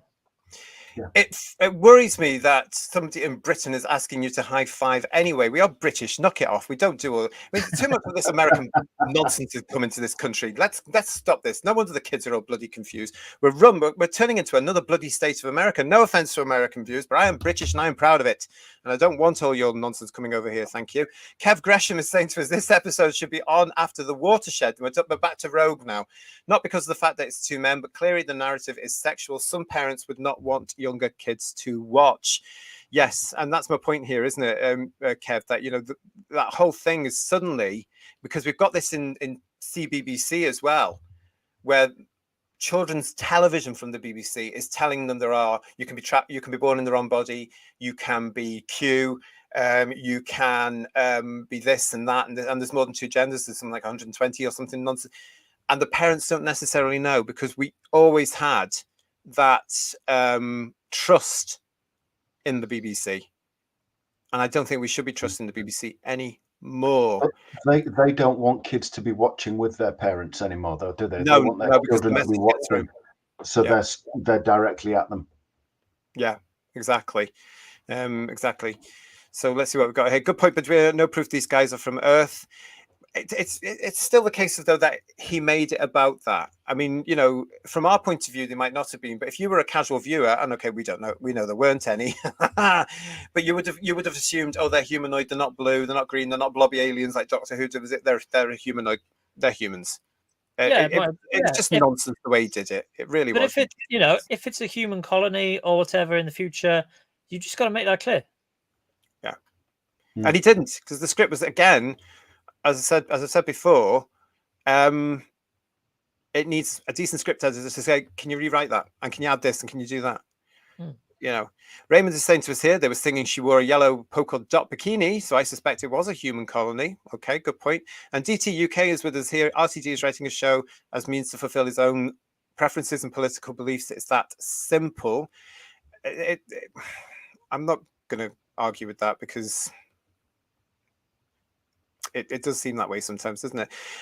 There was one good piece of in the Radio Times. There was one nice bit in the Radio Times, and it was this. Yay! Proper Doctor Who featured. This picture here is Tom Baker from the publicity photo for him with the Genesis of the Daleks. But the BBC iPlayer on the streaming section of Radio Times highlighted that the original series is all available right now on the iPlayer. Gives it a nice little write-up there as well. But I thought about blooming time that they highlighted the fact that the original series was there.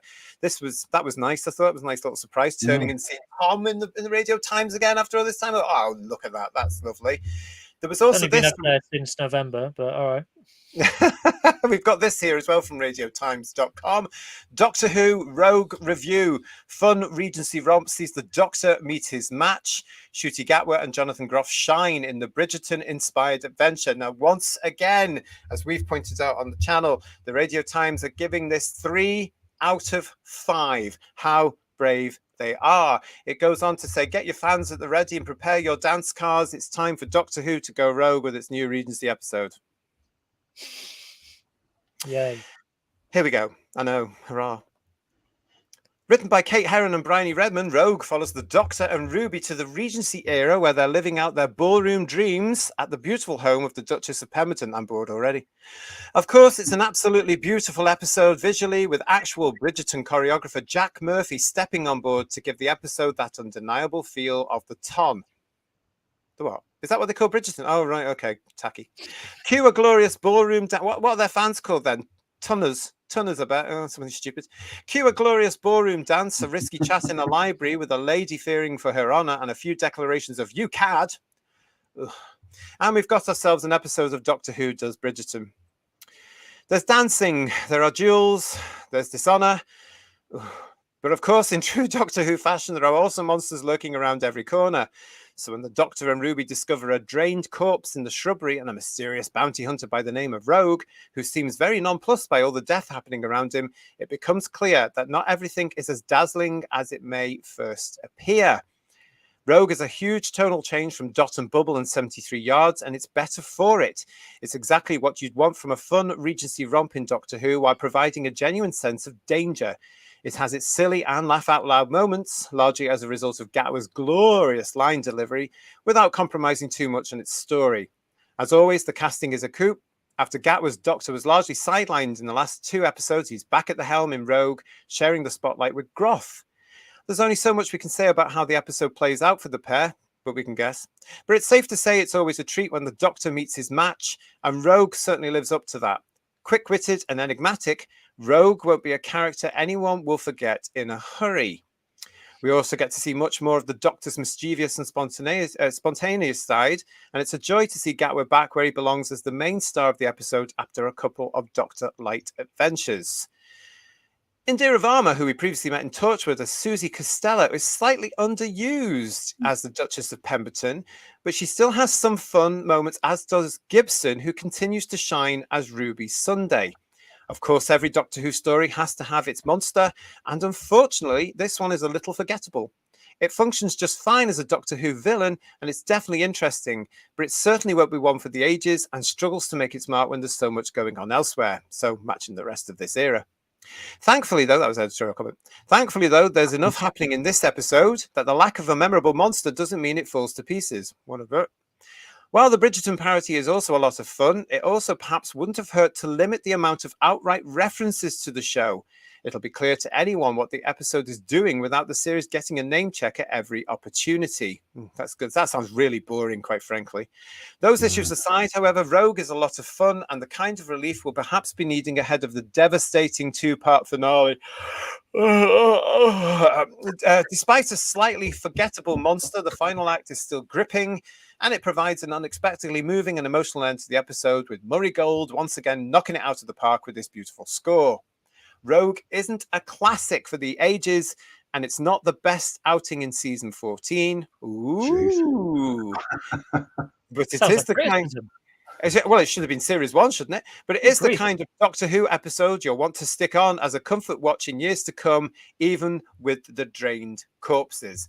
wannabetradiotimes.com. If you want to see if it's one of these things that we're going to be going back to, then come and join us for our review of Rogue on Sunday, live at 8 o'clock here on the channel, where we will judge if this crap is going to be watched in the next 10, 15, 20, 50 years.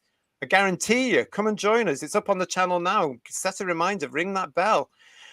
So that's 3 out of 5. Again.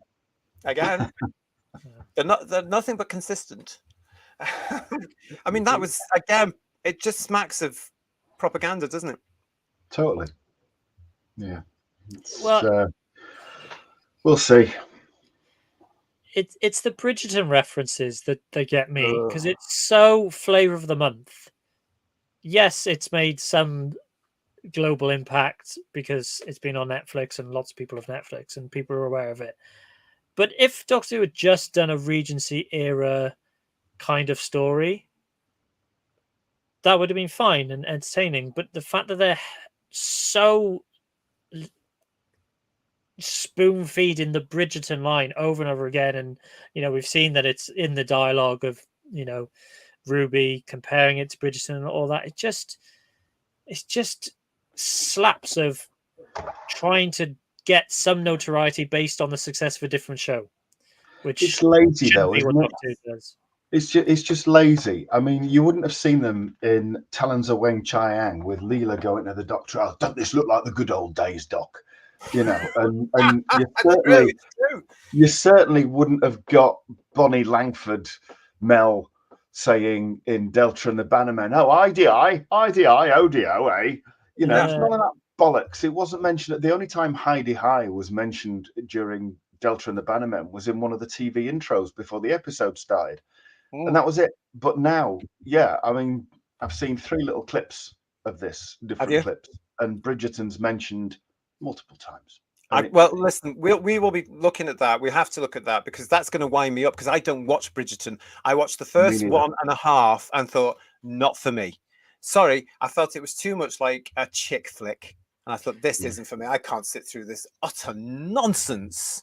I mean, it's not like, Sarah Jane Smith in Brain of Morbius goes, oh, it's like a Frankenstein monster. Exactly. Why? It's desperate for me. Just do a Regency era episode, fine, no problem. Throw some aliens in, great. But why have you got to? I mean, Bridgerton has a very adult audience because it has a lot of sexual content in it. Oh, does it? Yeah, God, yeah. Right. Yes, I mean, it's not. How do you know? A family under the collar there, wasn't it? I've seen episodes of it. I've got it on my DVD. 3 copies.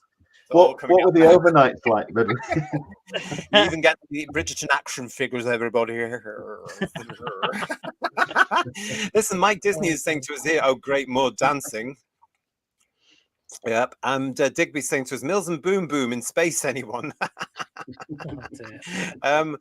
Dalek, I love you, saying true Doctor Who fashion, give me a break. Yeah, I mean, what are they looking at there? I mean, I've always said there's 2 different versions. There's proper Doctor Who, which the rest of the world seems to call classic Doctor Who. It's proper Doctor Who. Then there's the reboot Who, and now we've got Disney Who. There's 3 different versions here. So which version are they saying in true Doctor Who fashion? Because it's certainly not the fashion of the original series. Because as the guys here are saying to you, Who viewers, had it been in the style of the original version, there'd be no references to what they're plagiarizing here. No references at all. Oh, God. Well, and my concern is that they've decided, we want to do a Bridgerton episode and then try to find a story to fit it rather than having, we've got a really great story. Let's set it in the Regency era, and it could be a bit like Bridgerton.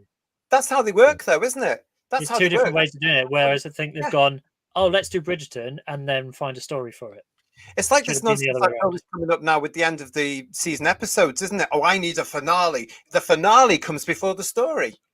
I need something big and brash and bold, and the end of the world and the end of the universe and all this.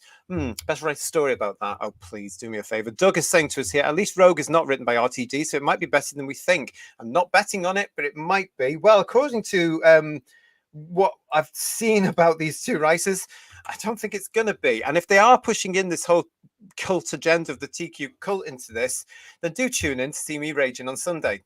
That'll be entertaining in itself, I can assure you. Well, Russell will have script edited it. I won't be happy. Oh, please. They would have added bits in. Raymond is saying to us, it's as if the girl in the fireplace never happened. That looks sumptuous as well. It's something Doctor Who has done plenty of times. Marco Polo. Says it all, that one, doesn't it, really? Yeah.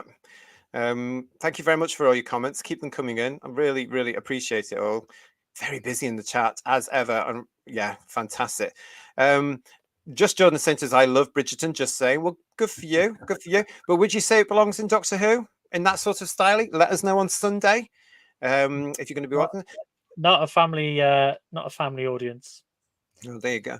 And again, if they're mixing in this romance here, that would tie in with what you're saying about Bridgerton. Well, yes, that's where this whole chemistry thing is coming from, because that's all Bridgerton is, frankly.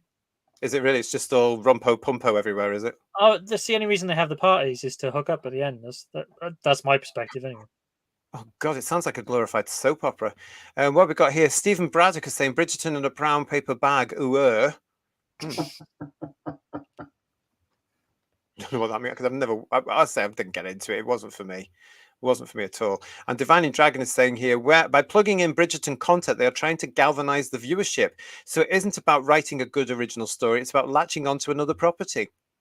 Well, it's like we've said before, isn't it? You know, we remember the time when Doctor Who set the standard for everybody else, and it was ahead of the game, especially in the science fiction circuit, because everybody went, "Oh, Doctor Who's done that. We better do that." I mean, it was you could actually say that Doctor Who really rounded up the whole rules of time travel and stuff from the originals, like H.G. Wells and everybody, and pushed it forward. You know, by bringing it in from the Aztecs onwards. Yeah, it's absolutely gorgeous stuff. Oh gosh.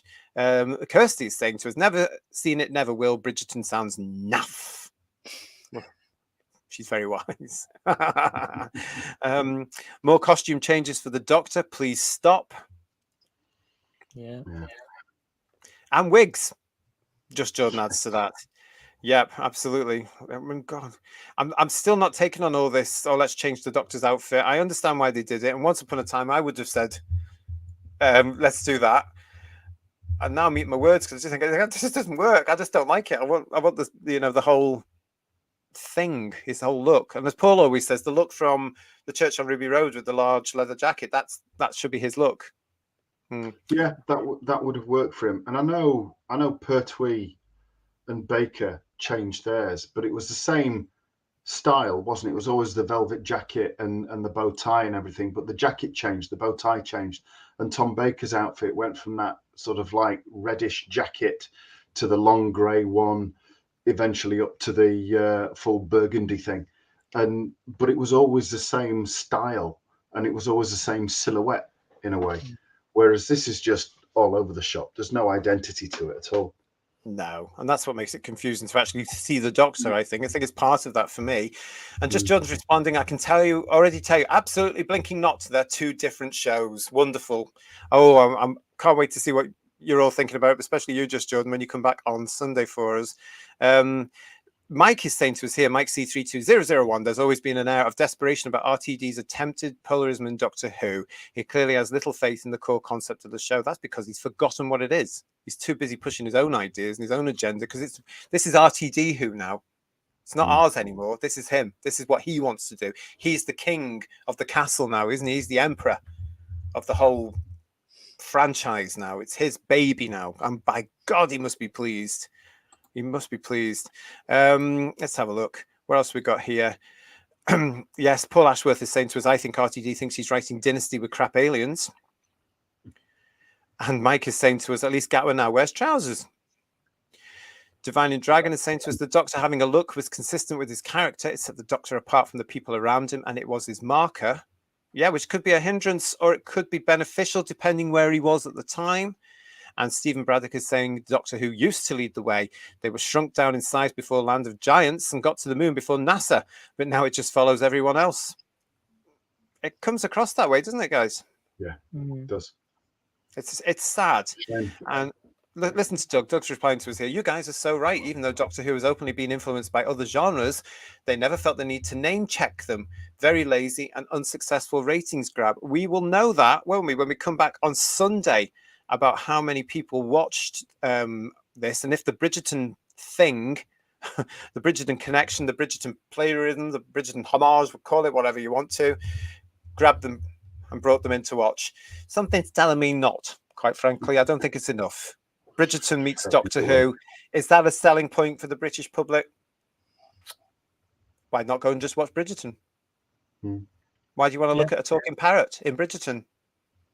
Maybe there is a talking parrot over in Bridgerton. I don't know. Maybe it runs on battery. I have no idea. But that's where we're up to on that. Right. Okay. We've also got this story. Did you see that this week, over the last couple of days, actually, and I know you're all excited about this, but this was announced, wasn't it? Yes, the Tales of the TARDIS is coming back. Yippee-doo. With a special alleged episode coming up before the last 2 episodes. Yeah. It's been confirmed that it stars Ncuti Gatwa and Millie Gibson. It'll be dropping on the iPlayer next week, or this week, depending on when you're looking at it. It could have been last year if you're looking at this playback in the future. Could have been ages ago. But it's on the way. Tales of the TARDIS. I mean, I'm not going to go out my way to watch that, really. I mean, it just seems to be an idea that they used to do. Remember those Matt Smith things where they used to do those things online, which was a little prelude to the story? I think they were online. They used to do those occasional little things. It seems a bit like that, really. You know, is anyone excited about it? Seems a bit desperate to me. It's just another please watch my episode. Yeah. Can't think that it'd achieve anything. I can only imagine it's another sort of mini episode type extended trailer of, as you say, please watch the finale. A lead in. Only be the purpose that it serves. So, I get it. Nobody's excited about that. Tales of the TARDIS in the chat. Anybody? No, nobody's excited about that. Well, it was interesting to put that one through, though, because they've announced that, and they seem to think everybody was excited. A certain amount of people, of course, on the social media, the diehard ones that won't have a word said about this, they're excited about it. Of course, they're all wetting themselves in their corners. And the other thing that was actually put out there this week was this, which we knew. Doctor Who confirmed Susan Twist's role in finale and more new cast. Susan Triad is on her way. The article from radiotimes.com says this is not a drill. Doctor Who has confirmed Susan Twist's new role in the finale episodes, and it looks like a big one. Yes, madam. It continues to say, it has already been confirmed that Twist would have a starring role in the finale 2-parter, and now her character name has hinted at a major fan theory. The cast list for The Legend of Ruby Sunday credits Twist as Susan Triad. The name might not be new to some fans after Eagle Eyes viewers spotted a poster with that name in Russell T Davies's office in the programme Imagine. Russell T Davies. Some fans have theorised that Twist is actually playing a TARDIS due to S Triad being an anagram of TARDIS. However, the full extent of Twist's role in the finale is yet to be revealed. Twist has cropped up in a guest role in every single episode of Doctor Who Season 14 and some of the 60th anniversary specials, playing different characters across time and space, including a hiker in 73 Yards and Penny Pepperbean in Dot and Bubble. So fans are clamouring for some answers to the season-long mystery. Yes, you are all clamouring, viewers. You are clamouring to know who she's playing. You are clamouring to know what the end of this is. I am clamouring myself. Yeah, I do feel quite clamoured. I'd try Swarfiga if I were you then. But... and a little bit of talc to take away the chafing. Is anybody in the chat clamouring? No. You don't look clamoured either. Yeah. No. DT UK is saying to us here, Tales of the TARDIS, rubbish. Unfortunately, all the previous actors have aged out of the role on screen. It doesn't work. That's the brilliance of Big Finish Audios. That's a completely different other thing for me. I mean, they're recasting most of them, aren't they? And Rob, clamouring for my antidepressants with this bloody show. Oh, dear. Don't know about clamouring, but I am clammy, says Neville. No, I mean, it's just going to be another one of those things that makes Russell and the writers just think, look how clever we are because we fed this thing all the way through and we're so smart, and nobody will give a shit. No one cares because nobody's been watching it either. It really just shows to me everything. And we will talk about this when the series is finished and we can breathe.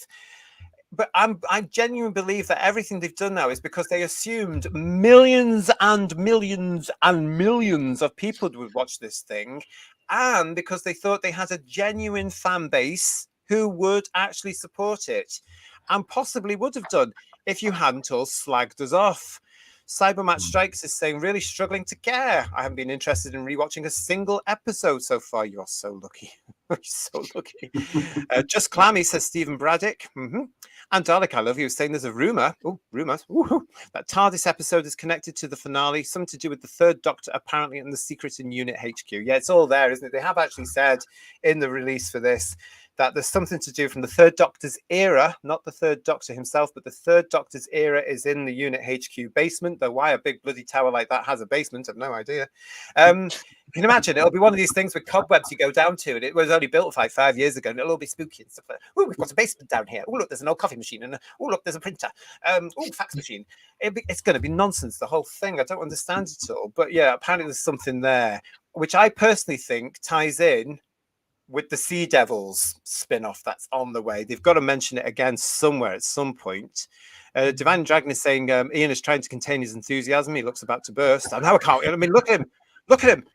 Look at him. He's can't wait to get going on this, can he? He's going to be there at midnight tonight with this. He can't wait. Look at him. Look at his poised for action there. Look. 2 hours to go. 2 hours to go. Hello, Brian. Nice to see you. Mark says, our poet laureate for Who's Views, I just wanted to end.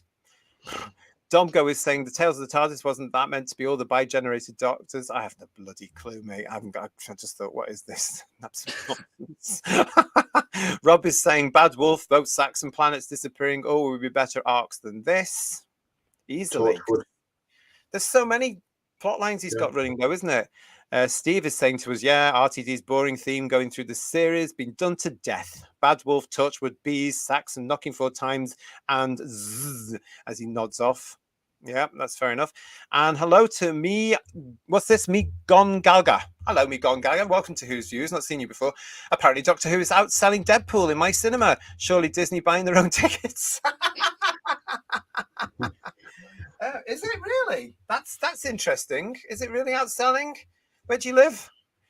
Oh, and be very careful what you always say about Disney, because you never know where they might creep up. You just don't know what they're going to get hold of next, do you? Just got to be careful about Disney because you don't know when they're watching or where they're going to be. It's very scary. I mean, there's probably more screenings of Deadpool than there is Doctor Who, so it's probably a bit more spread out. So.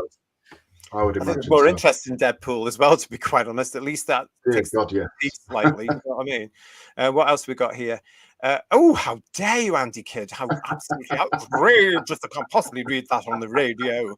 Oh, Alien Airplanes is saying, "See you all in 2 hours." He not a chance, mate. I'll see you on Sunday. I'll come back for that one. I'll see you in therapy. Yeah, well, yeah. Julia is saying, I'm clambering to touch grass. Well, as long as you don't smoke it like the producers of this show seem to be doing, darling, that's absolutely fine. And Divine Dragon is also saying they're going to tarnish the third Doctor's legacy. That is what I'm convinced of. It's a worry. I know it's definitely a worry for this one. I will go to war. Yeah.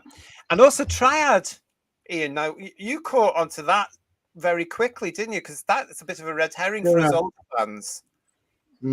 Yeah, when they brought the Silurians back with the Sea Devils in Warriors of the Deep for Peter Davison, the Silurians were referred to as the Silurian Triad, which had never been a feature of the original Silurian story at all.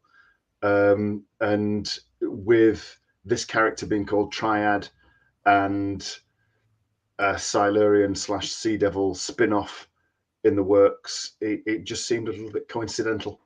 Yeah, to me. Yeah, maybe reading way too much into it. Probably. I mean, I thought it was just because they only had 3 Silurian costumes, but yeah. What have we got here from Cybermatch Strike? So weird, reaching back to a third Doctor story. The very fans being insulted are the only ones that will understand the continuity. Yeah, because the new ones, well, all of them, but a lot of them won't give a flying bunny rabbit, will they? This is supposed to be series 1. They're starting from scratch. This is series 1 of Disney 1 and everything else, and yet they cannot leave the old stuff alone. They're constantly using it for a crutch to prop up this. Deep down, he's a fan. Deep down, he's a fan. Yeah, he can't help it. He can't. No, he can't, because that's what fans do. That's why you need a producer and a script editor and everybody there that aren't necessarily fans, you know, so they can come up with the fresh stuff. I was actually arguing. This is a story for you, Who viewers. Yes, I was actually arguing online, as you do, with some fetus who was telling me that I was wrong because I told him that in the Tom Baker years, the Daleks only turned up twice, and we actually had brand new monsters every 4 to 6 weeks. No, that's wrong. That's wrong. I thought, don't be telling me. I was bloody there. Where were you? You know, unbelievable. How dare you? Go and do your homework, you fool, if you're watching this. Probably not. You're probably in his crash by now, I'll tell you. Mike Disney is saying to us, kind of you to watch this. I saw several Jodie episodes last year and they were worse than I could have imagined. Oh, bless you. Well, it's my turn now then, because I didn't watch that and I'm watching this. I'm going to have nightmares about it. Can we get the writers of Deadpool on Doctor Who? No. And Magonga is saying you live in Swindon. Oh, do you really? I hope it's all well there. Have they demolished the precinct yet? Yeah, but yeah, started there. Billy Piper. Yes, exactly. Because we want to. But yeah, started there a couple of weeks and got told Doctor Who is outselling and nearly fully booked. Also, yes, new to the channel. Well, welcome. It's nice to see you. If you haven't subscribed, please do and put up with all our nonsense. That would be fantastic. Is it a small cinema then? You know, has it got 10 seats? I bet that's what it is. I bet they shoved it in the broom cupboard and they're going to be showing it on a shoebox then, aren't they? Absolutely ridiculous. What else we got here? Not reading that one out. Sorry about that. If you're on the podcast, not reading that one out because it's naughty. It's from Paul Richards. And hope Sean Pertwee out Dr. Ncuti. That's the big rumour that Sean Pertwee is replacing his father and taking on his late father's role. Sean Pertwee has in the past said he wouldn't dream of doing that. So the money would have been good if he turns up into this. I think it's because these bless them, some of these fans who are new to the fandom found that picture of Sean going to the fancy dress party as the Third Doctor from God knows how many years ago. And I reckon they found that because nothing's dated on social media, really, is it? And I reckon they went, oh, that must be a behind the scenes shot and stuff. Oh my God, we better tell everybody, oh my God, my blue hair. You know, I reckon that's where that comes from. Well, do you think they've maybe done a Peter Cushing Rogue One? No. I'm hoping that if they do and love the Third Doctor as much as I do, I really don't want them to. But if they have done something where there is an appearance of the Third Doctor, I'm hoping it's something like some kind of hazy hologram message like Princess Leia in the first Star Wars episode 4 or something like that, that Sean Pertwee is just bringing the shape and the voice-ish bit to it, but it's not clearly pin sharp defined, because yes, it was a good fancy dress thing, but he doesn't look like his dad did. It would clearly not be Pertwee. John Pertwee. He's his own man, and he's proved that in his acting career. He's his own talent as well. Yeah. You know, I have no doubt that Mr. Pertwee, our Pertwee, John, would have been so proud of him. Oh yeah, because he has become his own actor. He's got his own ability. He's got his own style. He's got his own way of talking, his own movement. I mean, look at him, that Batman thing. It was one of the best things in it. Yeah. What was that called? Gotham. Yeah. I only watched it for Pertwee because every time he came on screen, I was like, wow, he's good. He's really good. You know, I don't understand all this fan nonsense occasionally about having to recast the original parts or to bring Sean in or to bring one of the Troughton boys in. I just don't get that. Yeah, but then they've already done that with David Bradley as Hart. I know, and I didn't get that either, did I? You know, didn't like it. That was fine for Adventure in Space and Time, but they brought it into a Christmas special, and it was just unnecessary. Yeah, totally. I totally get it. Joe is saying to us, hello, Joe, nice to see you. Love Sean Pertwee, always getting killed off, though. He had a great line. He had a great line in Dog Soldiers before I think he was killed off. As to the other soldiers. If it moves, chin the bitch. Now that you wouldn't be allowed to do today, would you? Not at all. And John is saying to us, no way will Sean Pertwee appear. I don't know. We will find out next week, though. We'll come to that next week, won't we, everybody? When that goes on. But listen, and finally, for this edition of Headlines, have you seen this? Now, we've been talking about on this show as well, and from my point of view, rather perversely enjoying the fact that this version of Doctor Who is, well, being flushed down the toilet on a weekly basis. Yes, and yeah, I do get a kick out of that, actually, because I don't like it. Anyway, it appears that ourselves here at Who's Views and other Tube of Who shows, of which there are now many, and including various elements of the media, like the alternative broadcasters here in the UK, are criticising the show. Oh no, we're not alone. Have you seen this from Mojo UK on the Tube of Who? This week, they put out a TV show that says 10 TV shows that fell off hard. Now, this came up as one of my recommendations, and I thought it would share you lot because it is, of course, being attacked.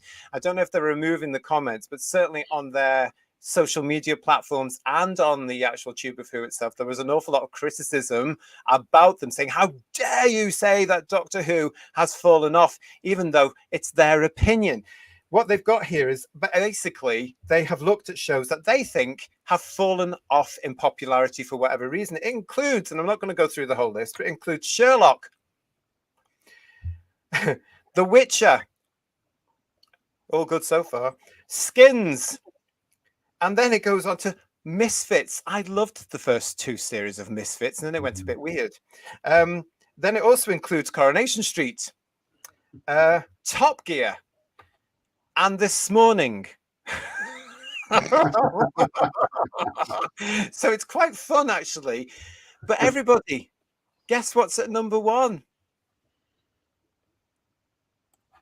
Doctor Who. Doctor Who is at number 1 in the Mojo UK list of shows that have fallen from grace. Number 1.